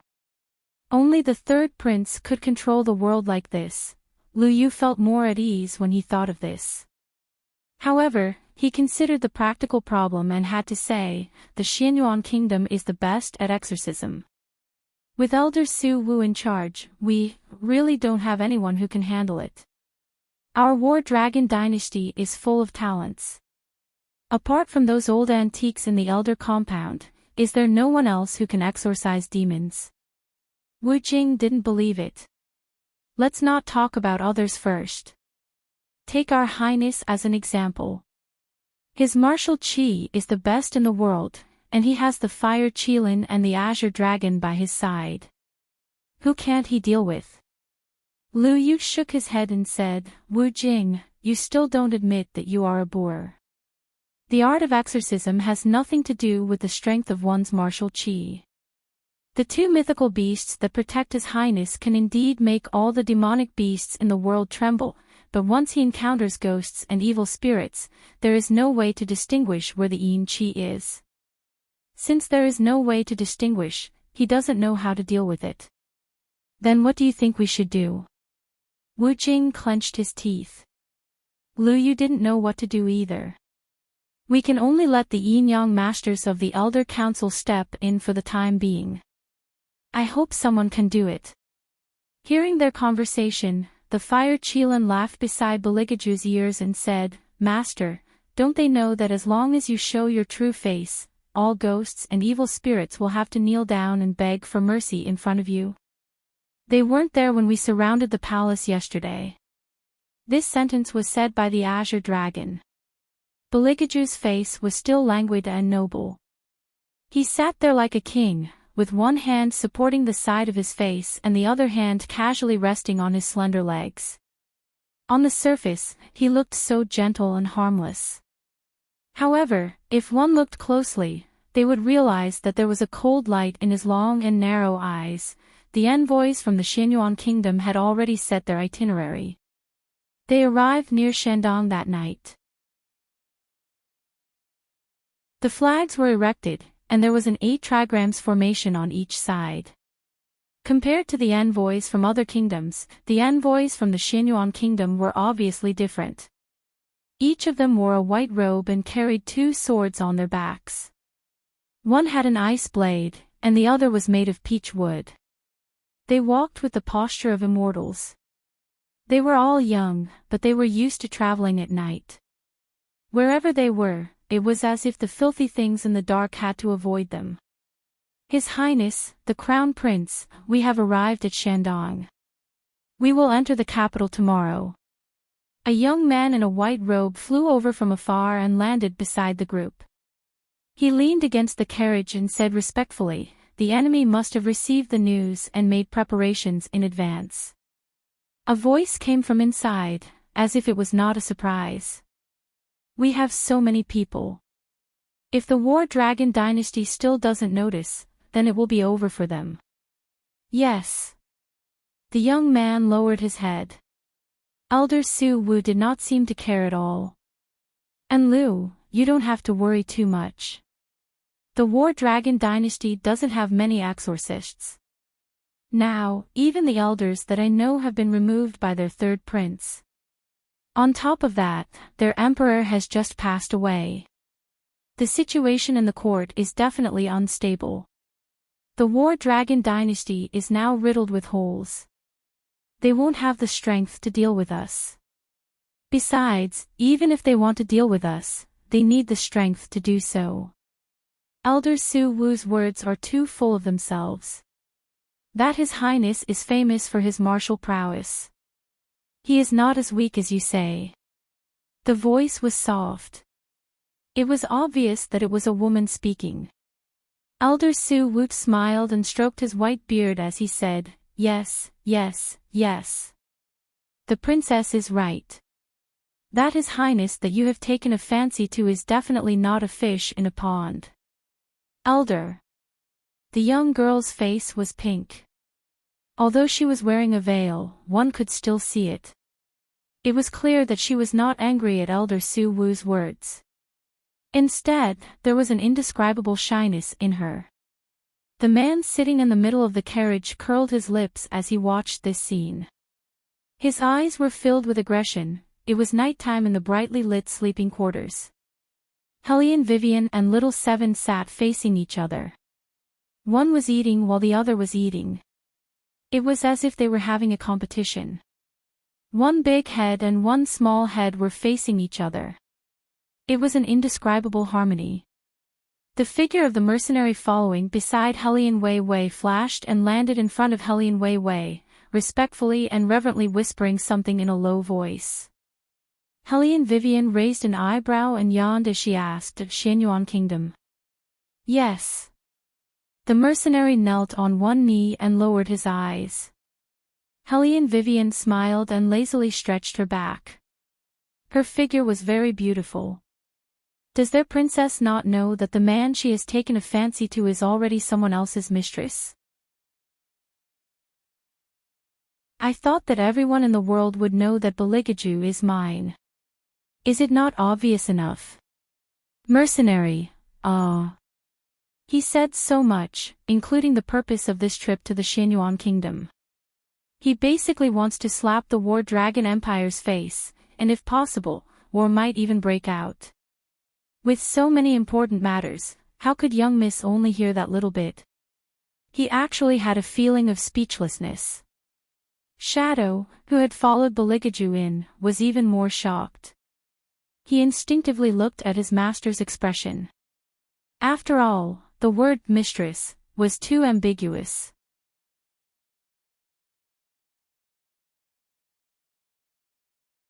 Chapter 639.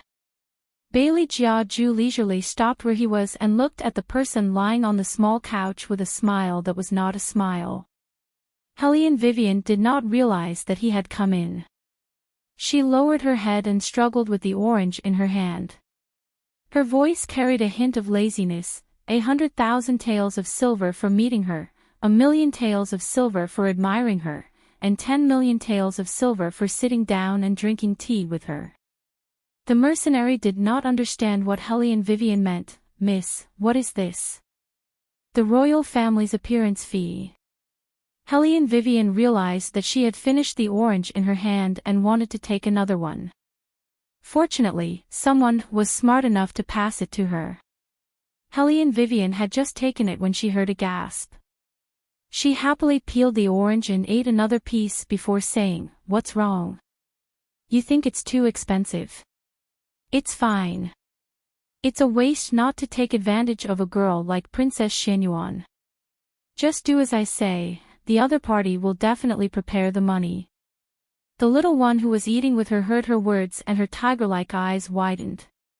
She held half an orange in her mouth and tugged at Hellion Vivian with her little hand. "Little Seven, why do you keep tugging at me?" Hellion Vivian's voice was obviously weaker when she turned around. Bailey Jiaju tossed up the tangerine in his hand. The corners of his mouth curled up coldly. "Why aren't you saying anything? Continue. This Highness wants to hear what this Highness' other prices are." Hellion Vivian choked on the orange in her mouth and felt guilty. Shadow and the mercenaries were smart enough to retreat. Beligaju glanced at the little one. The little one immediately stood up straight and gave Hellion Vivian a look that said, "Good luck." Then, she left with a big pile of food. Hellion Vivian felt that she must be having a bad year. She was caught saying bad things. What bad luck. However, after Beligaju said that, he didn't say anything else. Helene Vivian's eyes lit up. She thought of an excuse and said, "I'll go and see if the dinner is ready." Beligaju reached out and pulled open his fur coat. When she stood up, he pulled her back and pressed her into his embrace. His black fingers rubbed her wrist as he smiled devilishly. "If Madam didn't mention it, this husband would have forgotten. Since you're the one who bought me, then if I don't do something, wouldn't I be letting down Madam's money, en?" The last word made Helene Vivian's face burn. When His Highness said, "do something," he definitely didn't mean do something in the ordinary sense. "I'm very satisfied with you. You don't have to do anything on the chaise lounge anymore." "Really?" Helene Vivian looked at him seriously. Beligaju looked at her and smiled wickedly. "So you don't like this place? We can go to the South Study. I remember you were very nervous there." Helene Vivian felt numb all over. She felt his fingers move. She curled up in his arms like a shrimp and protested in a low voice. "What does this have to do with the place? This is a matter of the number of times." To her surprise, the man actually took his hand back and nodded with a smile. He agreed with her words. "This is indeed a matter of the number of times. Thank goodness, you're finally democratic for once." Helene Wei beamed with joy as she lowered her head and continued to peel oranges. She began to plan to free up her time at night in the future and go outside the palace or something. "This Highness will increase the number of times as appropriate in the future." Beligaju's voice had a hint of evil. "You should be satisfied with this, right?" Helene Vivian quickly turned her head. "Increase the number of times. You look very touched." Beligaju leaned over and kissed the back of her hand like a gentleman. The smile on his face grew wider and wider. Under the reflection of the fireworks in the city, it was incomparably charming. After all, this Highness is being kept by someone. This Highness still understands the rules. Helene Vivian. She doesn't look like she's touched at all. Also, don't say that I'm really a prostitute. That night, Helene Vivian realized how much a certain someone understood the rules. Her entire body was weak and she didn't even have the strength to raise her arms. He still didn't let her go. He only said fiercely in her ear, "Let other women admire this Highness." Helene Vivian opened her eyes wide during the thrusting. He was like a nail that nailed her to the ground. He was getting heavier and deeper, but he didn't move. Even his breath was hot. "If you like money, this Highness can give it to you. But if this Highness hears what you said just now again, this Highness won't let you go. Do you understand?" Helene Vivian's long legs were bent. Her body was already at its limit, but he stopped there and only rubbed that maddening spot. He wasn't willing to give her a quick end. Her beautiful phoenix eyes had already been forced to tear up just now. Now, there was even a hint of pleading. "Jew." It was rare to see her like this. Beligaju's eyes darkened. His fingers tightened on her waist. "Be good, beg me. Beg me and I'll give it to you." "Beg, aw." Helene Vivian cried out involuntarily after the violent thrusting. The curtain moved with the waves and didn't disperse for a long time. Helene Vivian was tormented so much that it was inevitable that she would feel sleepy. On the other hand, Bailey Jia Ju woke up early. He stood tall and straight beside the bed, looking like he was already fully dressed. Usually, under such circumstances, Helene Wei would continue to sleep while he went about his business. But today was different. Helene Vivian woke up early and was lying lazily in the quilt. There was a smile on her face. "What should I do when I'm hungry?" Beligaju smiled and bent down. He picked up Helene Vivian along with the quilt and placed her in his arms. Helene Vivian looked at the palace servants who came in like flowing clouds. She didn't avoid them and just let him carry her lazily. 2 strands of hair stood on her head and she yawned from time to time. Bailey Jiaju found it funny. He leaned over and kissed her. Then, he helped her wash her claws and let her rinse her mouth with peppermint water. Then, he carried her and moved her directly to the wooden table. Both of them were very good-looking. One was lazy and the other was abstinent and noble. When paired together, people couldn't help but take a second look. However, they had never seen a woman like Helene Vivian in the palace. Any concubine would be shy and have scruples when they were favored. Unlike the third princess consort, who had a wicked smile on her face. This made them lower their heads involuntarily. Helene Vivian turned her head and whispered in Beligaju's ear, "Look, those little palace maids are shy. Don't move." Beligaju never had anyone else in his eyes. Even more so now. He calmly held down the person in his arms who didn't know what was good for her. His magnetic voice was pleasant to hear. "Which one do you want to eat, the bun or the youtiao?"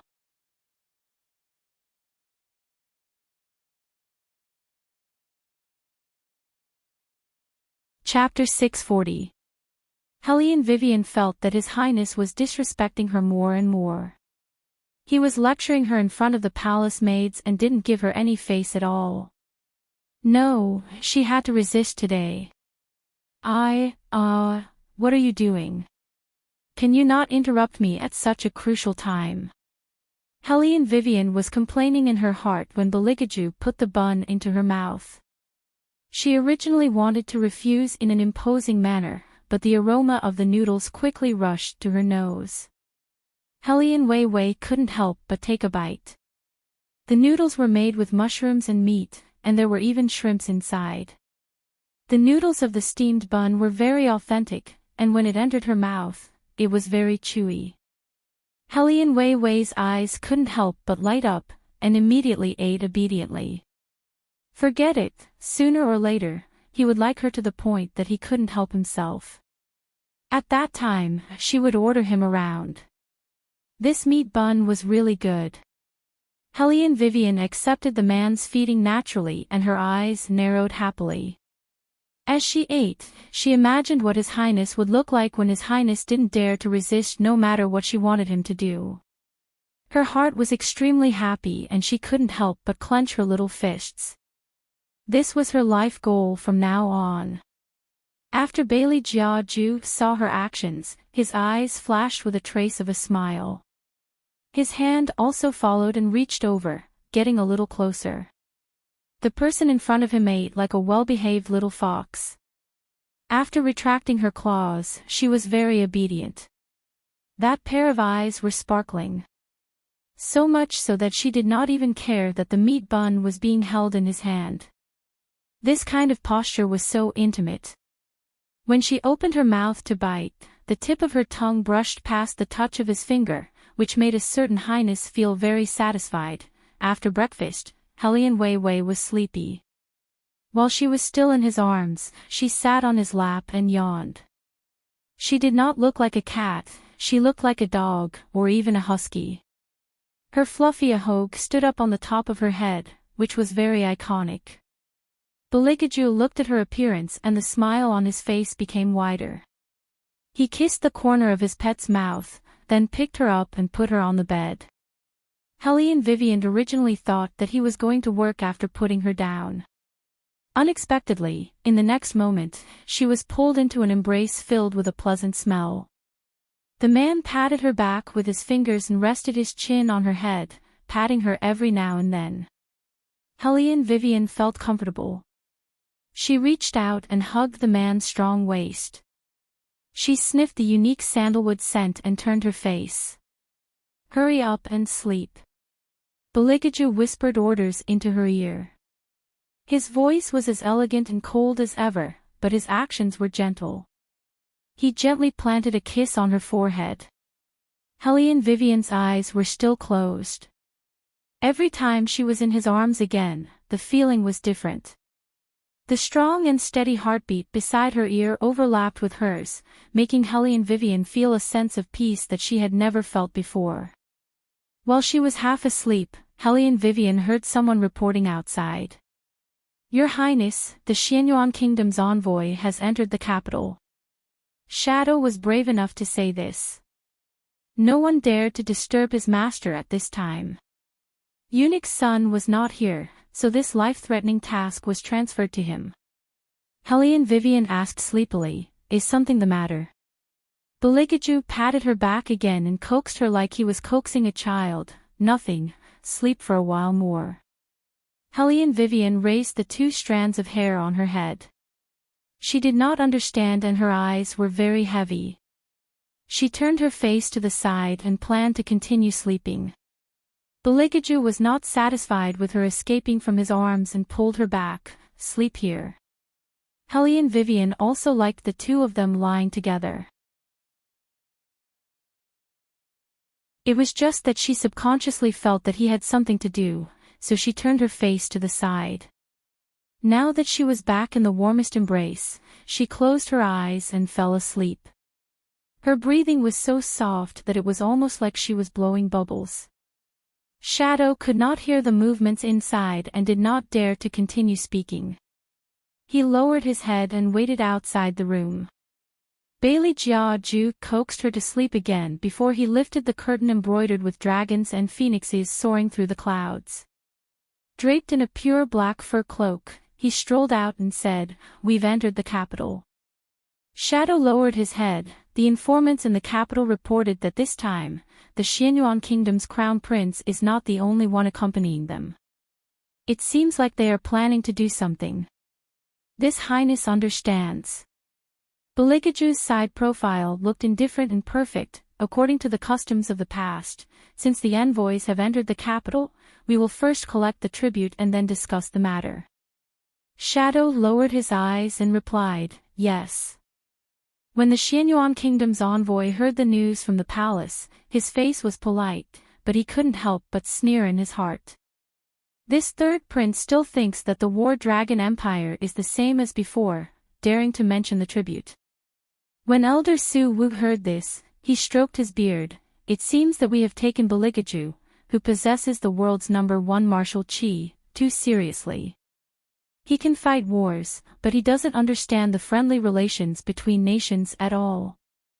When he enters the palace tonight, he will know how foolish he is to mention the tribute."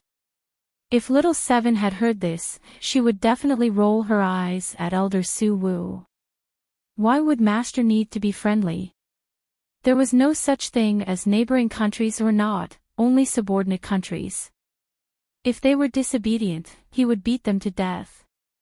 This was the way his 3rd brother had taught him since he was young.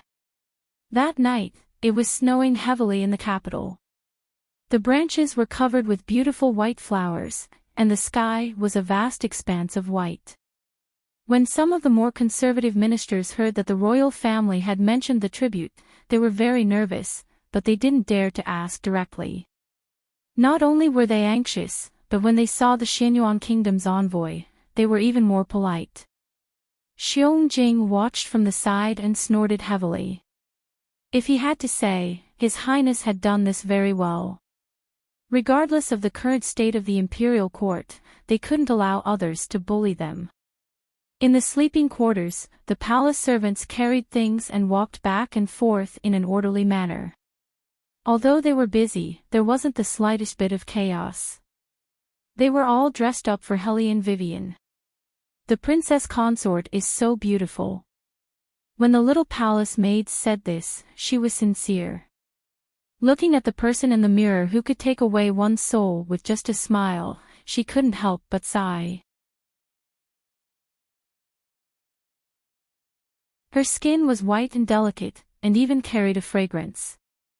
Other than her looks, she had a languid temperament that no one could learn. When the Princess Consort looked at them again, she would always have a mischievous smile on her face. Her beautiful phoenix eyes were raised, making people's hearts beat faster. The little palace maid didn't know that in the past, Hellion Vivian had worn men's clothing in the modern world. She was a living example of a military tycoon, proficient in all the 18 tricks to pick up girls. Otherwise,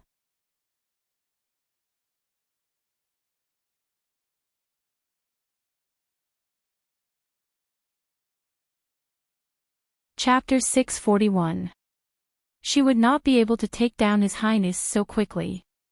This was all because she had studied countless secrets of chasing after a wife. I am hungry.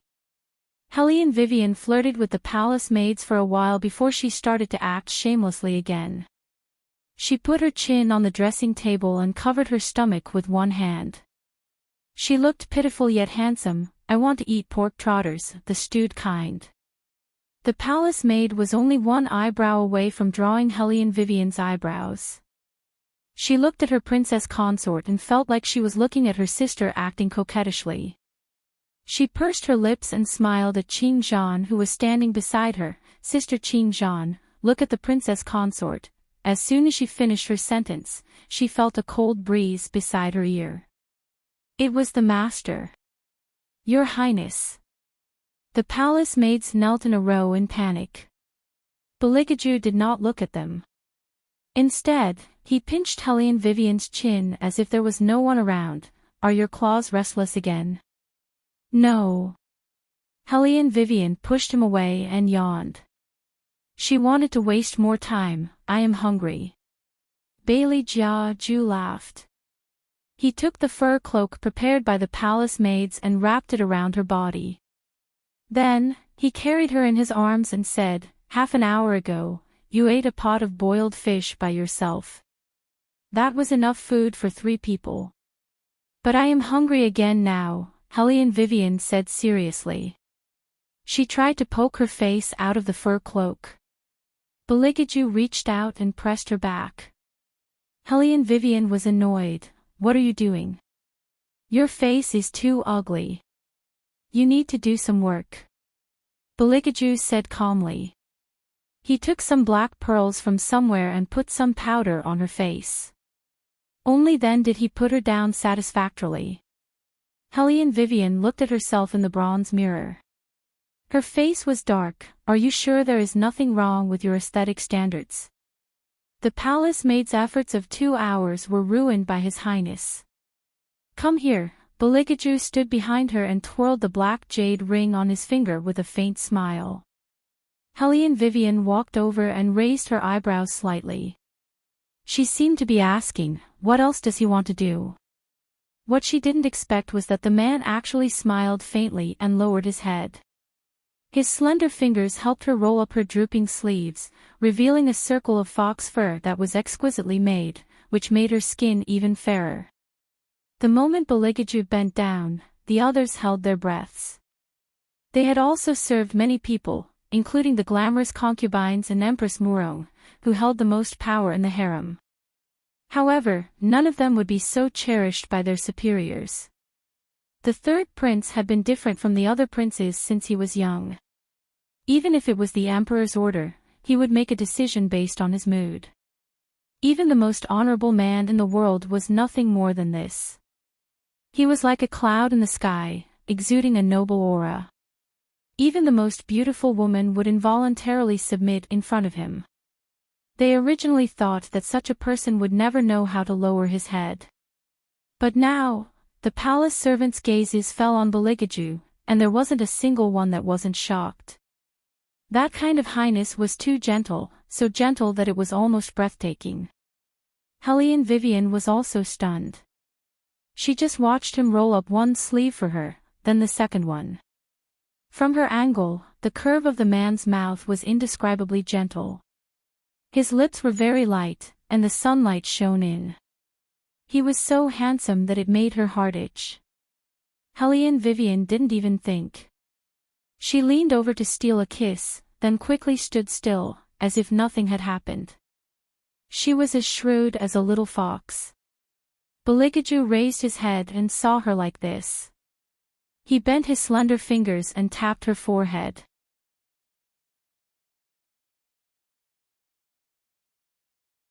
Then, while he was tying the chain around her waist, he leaned over to her ear and asked with a wicked smile, "You want it? Helene Vivian, when dinner is over, I will satisfy you."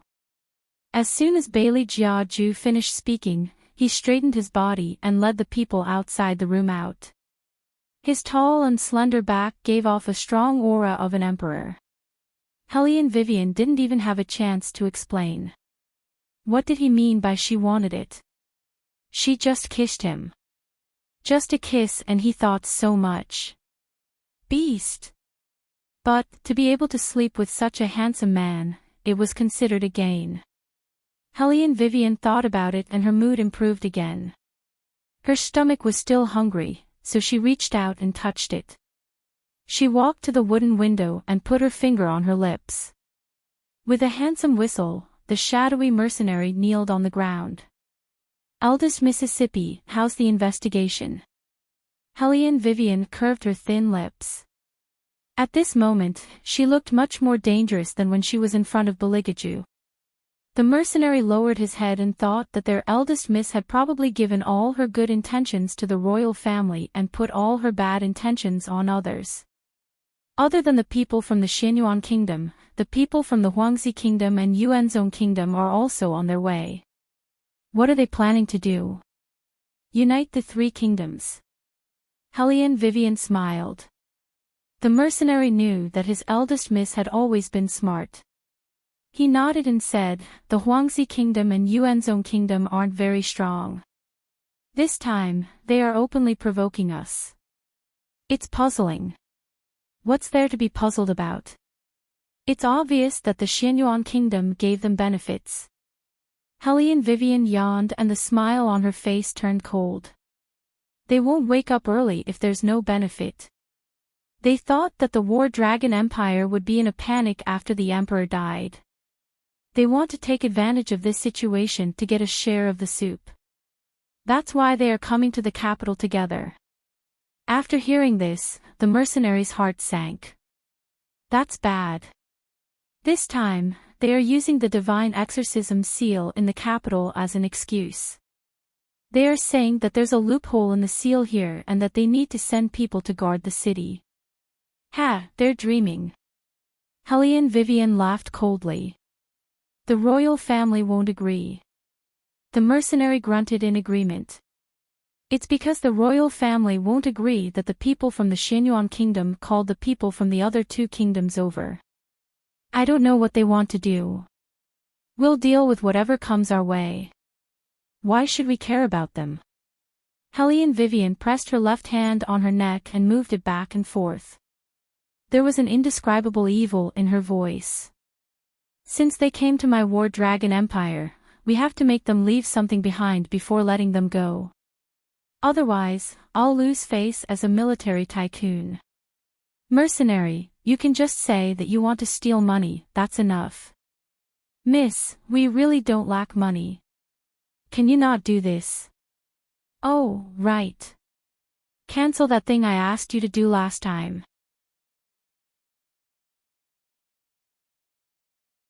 Helene Vivian seemed to have thought of something. She suddenly turned her head and instructed the mercenary. The royal family doesn't like to accompany people. They won't do it no matter how much money they have. Sigh, I can't force them. Mercenary, he didn't have the guts to take it to heart.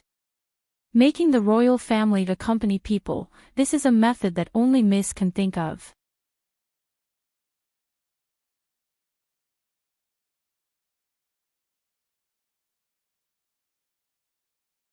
Chapter 642. Since we can't make a deal, let's make that Princess Xianyuan give up. Helene Vivian looked at her wrist slowly, and a bloodthirsty smile appeared on her thin lips. Tell her who Beligaju belongs to. Yes. The mercenary said faintly, and looked up at the sky. You've been planning to do this from the start. The appearance fee is all a lie. You just don't allow anyone to peek at the royal family. Helene Vivian admitted this point. She thought about it carefully. The soul fragment that she risked her life to get back through time and space was hers alone. It was fine for others to admire it or like it, but such an obvious provocation, did they really think that she was easy to bully? The mercenary didn't leave. Seeing the coldness in his miss's eyes, he didn't know what would happen at the palace banquet tonight. He asked, do we need to call the general and the others over? No, it's called a one-hit kill. A group of people won't be able to show my imposing manner. Helene Vivian waved her hand. The mercenary's mouth twitched. Who was the one who said that they liked it when the other party had fewer people and they had more people on their side? That way, it would be easier to bully them.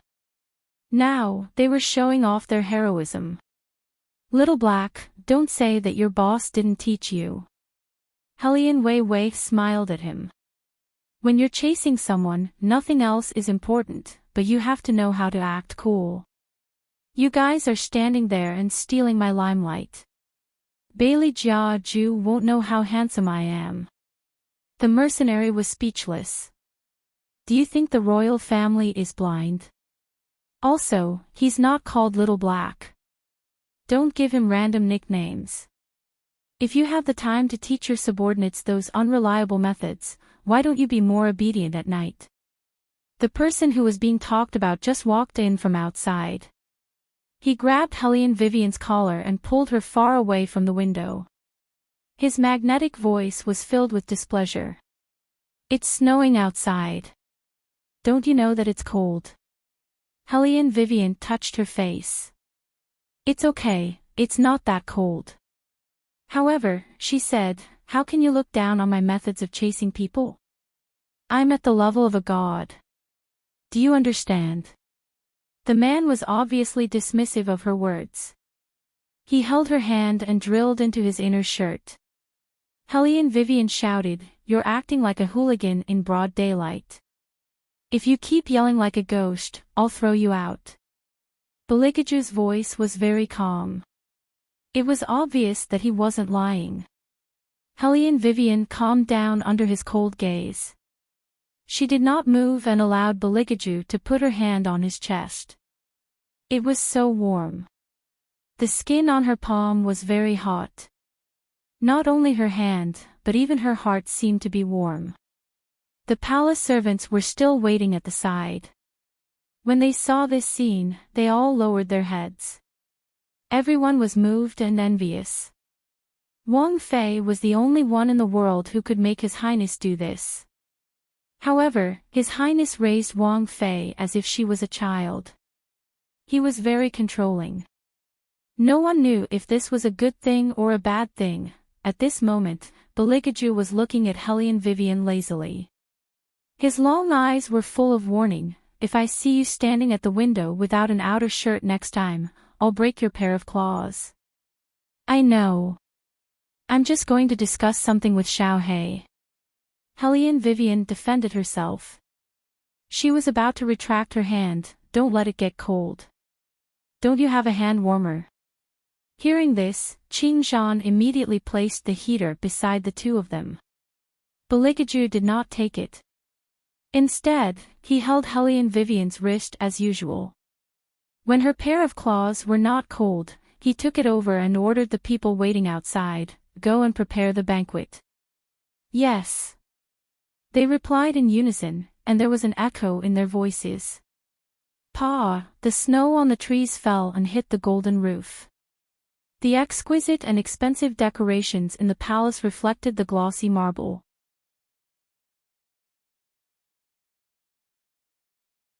It gave off a mysterious and solemn feeling. All of this was because of Beligaju, who was sitting on the dragon throne. Unlike the previous emperor who took pills for many years, he exuded the aura of a king from head to toe. He was elegant, cruel, indifferent, and evil. Even if he was wearing a long fur coat, one could still feel his tall and straight back. His muscles were clear and strong.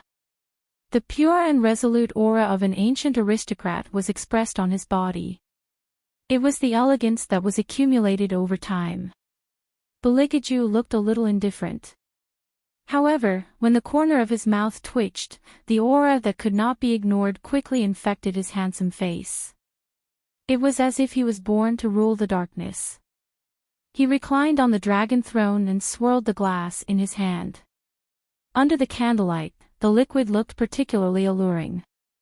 When he heard the envoys from Huangzi country and Yuanzhong country enter, Beligaju narrowed his eyes.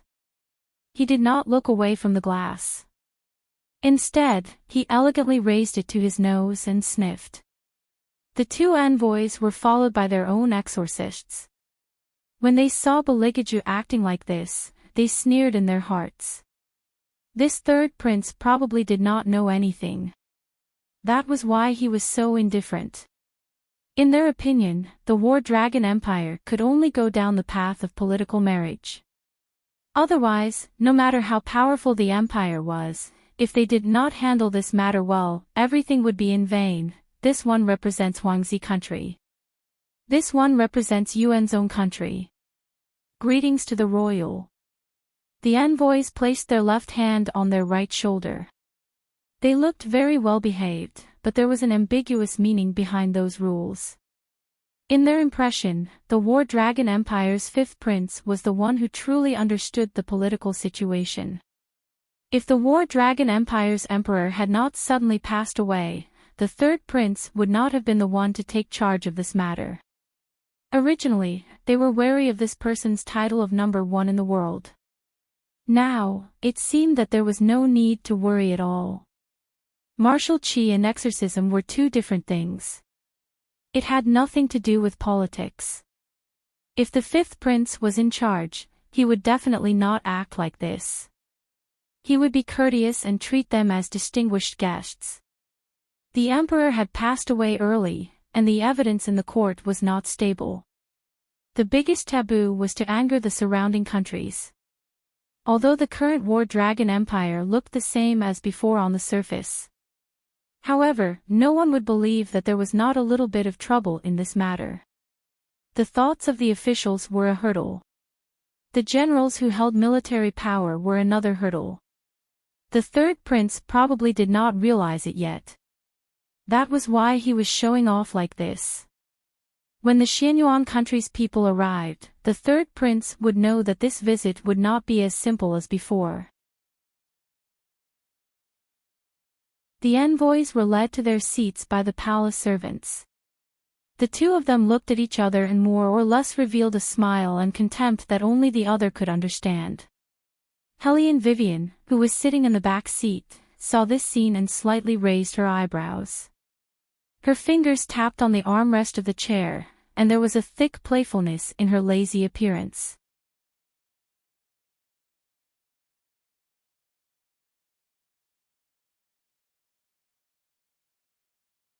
Chapter 643. When the old officials of the conservative faction saw His Highness like this, they were anxious. They wanted to talk to the two emissaries so that they wouldn't be dissatisfied. They raised their cups and said, "Sirs, you must be tired from the long journey. You must be tired, right? Are you tired or not? It's just that the capital city is not as lively as the rumors say. When we entered the city, there weren't many hawkers." The envoy said with a smile. He was implying that the War Dragon Empire's national power was not as strong as the rumors said. How could the old ministers not understand the underlying meaning? They were afraid that they would hurt the harmony if they rebutted him, so they pretended not to understand and smiled. Beligaju did not have any expression on his face. He only smiled and drank a mouthful of wine in his cup, then glanced in the direction of the minister. For some reason, the minister shuddered. Since Lord Gu can't answer the question. Beligaju played with the white jade porcelain cup in his hand and said faintly, "Then there's no need to attend the banquet. Take him away." The last three words made the atmosphere in the hall extremely cold. The two envoys were stunned as well. For a moment, they forgot what they were supposed to say.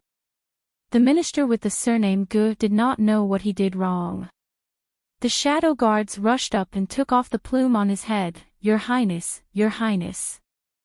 Listening to the noise beside her ear, Wei Wei wasn't the least bit surprised that this would be the result. The emissary didn't come with good intentions, yet this one surnamed Gu still rushed up to curry favor. This was simply losing face for the War Dragon Empire. A certain highness would definitely want this person's life, without a doubt. Beligaju did not have any expression. He still had a faint smile on his face, as if he was not the one who wanted to kill someone. The two envoys felt their scalps stiffen. Why was the third prince so strange? The exorcists sitting beside them did not see the undercurrent and continued to smile. Could it be that the capital city is so bleak because of the seal? Plus, there is no way to solve it. Lu Yu felt that the direction of the conversation was getting more and more out of hand. He was so angry that his face turned green. It was all that good guy's fault. He made them lose the initiative and forced the other party to such an extent. The two emissaries also laughed and were about to speak. Little Seven, tell them why there are so few people on the streets of the capital. The ministers heard the noise and looked up. They saw Hellion Vivian supporting her face with one hand and smiling lazily. Her eyes were deep. The little one held a meat bun in his hand as if he did not care about this question at all. It's getting cold. Who would still be wandering outside? Everyone is doing business in the tea house. Why can't these people understand such a simple principle? What a waste of time. Hearing this, Hellion Wei Wei immediately assumed the posture of a judge. Little Seven, how many times have I taught you? Don't look down on others just because their country is small and they don't know much. We need to be broad-minded. I'm very handsome and very broad. Little Seven nodded obediently. I don't laugh at them. The two emissaries. Saying that their country was small and inexperienced was considered broad-minded. Wasn't this scolding them in a roundabout way? And he said that he was not laughing at them. The exorcists were so angry that they were about to stand up. The two emissaries stopped them and said in a deep voice, "Don't be rash. Are we just going to let them say whatever they want?" The exorcists had never been treated like this before. Their faces were full of anger. Hellion Vivian looked at them from above and smiled gently.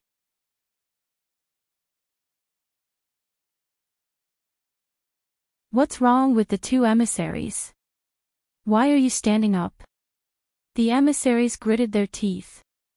They thought to themselves, what's wrong with us? Don't you know? Where did this woman come from? Why is she so infuriating? Is there something wrong with what Little Seven said just now? Hellion Wei Wei picked up the teacup in her hand, her voice somewhat absent-minded. He's still young, innocent and childish. With the tolerance of the two countries, he shouldn't bicker with a child, right? No, they would. The Huangzi nation's emissary gritted his teeth as he uttered those words. The exorcists were still unwilling to give up. The emissary whispered in their ears, "Are you really going to argue with a child? Didn't you hear the word tolerance? If this continues, we'll be the ones losing face." The exorcists clenched their fists and could only sit down with sullen expressions. The two emissaries were also a little upset. They had wanted to use this opportunity to provoke the other party, but they did not expect that they would be the ones to be humiliated in the end. However, what they did not expect was that this was not the end of it. Hellion Vivian looked at one of the exorcists. "Didn't you glare at our Little Seven just now?" The exorcists ignored her and snorted coldly. Hellion Vivian smiled slowly and said coldly, "Apologize." "What did you say?" Before the exorcists could say anything, Hellion Vivian interrupted him. "Lord Wang, this exorcist is a citizen of Huangzi country. Did your country not teach him how to behave in front of people? Little Seven is the 7th prince of the War Dragon dynasty. His status is far above his, yet he is so arrogant. Such an unruly person will only end up in the War Dragon dynasty, and that is, death." Hellion Wei Wei said the last word with a smile on her face. The Huangzi country emissary froze. The exorcists were so angry that their eyes were about to spit fire. Hellion Vivian continued in an indifferent tone, "Of course, different countries have different rules. Visitors are guests. I don't know how your country teaches people, but at the very least, our war dragon dynasty will not bully children. The emissary opened his mouth. Huangzi country will not, our little seven has always been timid. He can't stand being scared. Hellion Vivian did not listen to what he had to say. She glanced at the little one after she finished speaking. The little one immediately lowered his head and rubbed his tiger eyes with his small hands. His shoulders began to tremble slightly, and he looked pitiful as if saying, "The whole world has hurt me." The exorcists widened their eyes. Just now, this child did not look scared at all. Why did he change his expression so quickly? Sigh, look at how scared the child is. Hellion Vivian sighed deeply and hugged the little one. Little seven, don't cry. Lord Wang knows what to do. The emissary's expression could no longer be described with words. The muscles on his jaw twitched violently. He clenched his fists and growled, "Yuelu. Apologize to the seventh prince."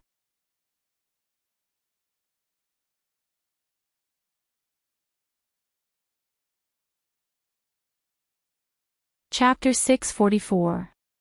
What? The exorcist named Yulu turned around abruptly to look at the messenger who brought them here. The messenger lowered his voice and said, "The citizens of the four kingdoms have witnessed the pilgrimage. If you don't apologize, what do you think the Huangzi kingdom's reputation will be? Everyone will say that we bullied their child. Compared to an apology, which one do you think will have a greater impact on our kingdom?" But he clearly.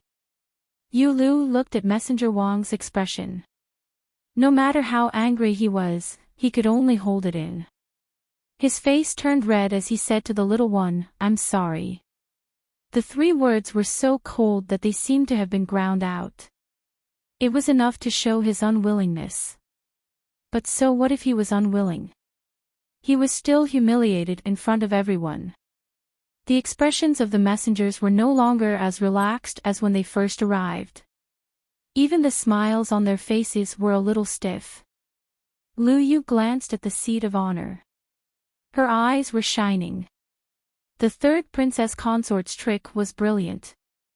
Beligaju was also looking at Hellion Vivian.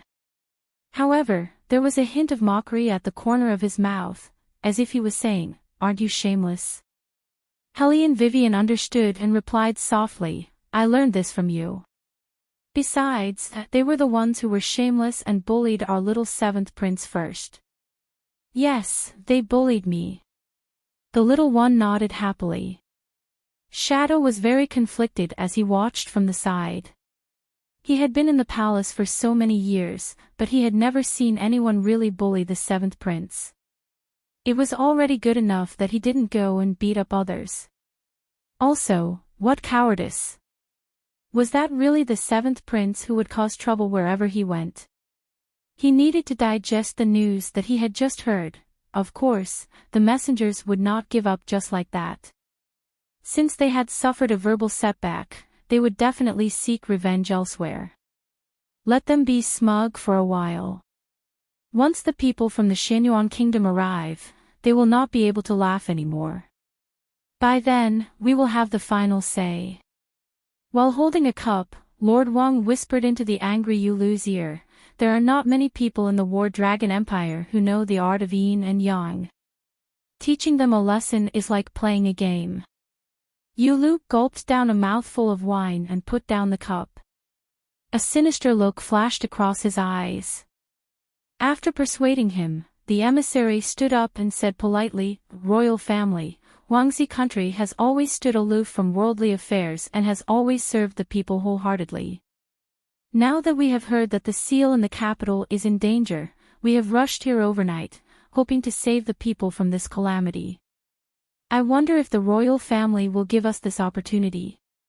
Hearing this, Beligaju's ink-black eyes flashed with a strange vastness, as if he was pondering.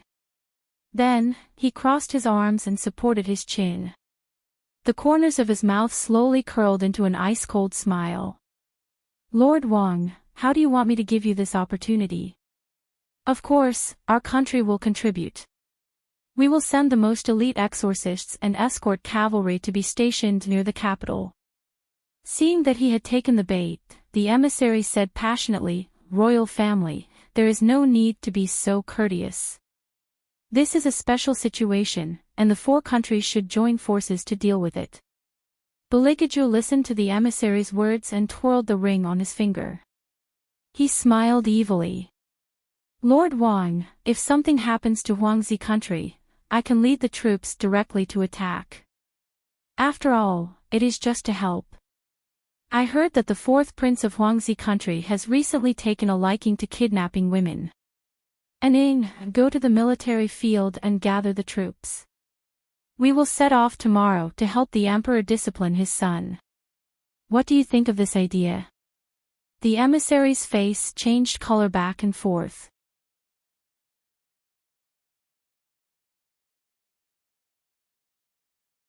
His fingers trembled, but he couldn't refute a single word.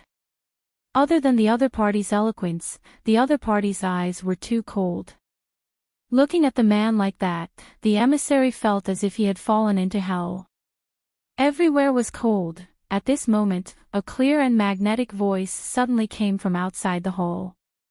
"This idea is indeed inappropriate." Hearing this, everyone turned to look in the direction of the voice. A man in a green shirt and a white robe walked into the hall. Behind him was a row of people. Other than the emissary, there was also a man dressed like an elder. The man had a sharp face. His long black hair was draped over his fur coat, and he wore a white jade earring in his ear. He had a tall nose bridge and thin lips. His aura was luxurious. Especially his eyes, which were as dark as the deep sea and carried a strong sense of bewitchment. He walked to the center of the hall with a smile that was neither light nor heavy on his face. However, compared to personal gain, saving the people from water and fire is the attitude that a leader should have. We can think of other ways, but the most important thing is how to solve the current problem in the capital. It's the Crown Prince of Xianyuan Kingdom, Zongjing Wenren. Someone couldn't help but exclaim after seeing the man. It was obvious that everyone gasped when they heard the name Zongjing Wenren. Even Hellion Vivian didn't raise her head to look at the man standing in the center. Zongjing Wenren, a famous handsome man, was the designated successor of the Xianyuan Kingdom. He had attained the gold-level martial qi long ago. It was said that he was as strong as Beligaju. Compared to Beligaju's indifferent and low-key personality, Zongjing Wenren had always been in charge of his own country. He had been the crown prince for a long time. Not only was he skilled in martial qi, but he was also the best at governing a country. Most importantly, he was also an exorcist. Zongjing Wenren smiled gently and turned his head. He continued, "Elder, tell me about your thoughts on our journey to the War Dragon Dynasty. Resentful spirits are haunting the road, and the livestock are restless." Elder Su Wu stroked his beard. "The qi in the capital city has reached its limit. If there are no exorcists to help, the seal will be completely destroyed in less than a month. When that time comes, demons will run amok, and the human world will cease to exist. Royal, for the sake of the world, the Xianyuan Kingdom will not back down. I'm sure the other two neighboring countries will do the same." Ambassador Wang immediately agreed, "That's right. The matter of the seal is imminent. We must act immediately." Elder Su Wu smiled and said, "If the royal is worried about a rebellion, there is a solution. As long as the two families become in-laws, everything will be solved." Beligaju didn't say anything. He just turned his head and rested his chin on his hand. He looked at Hellion Vivian and smiled.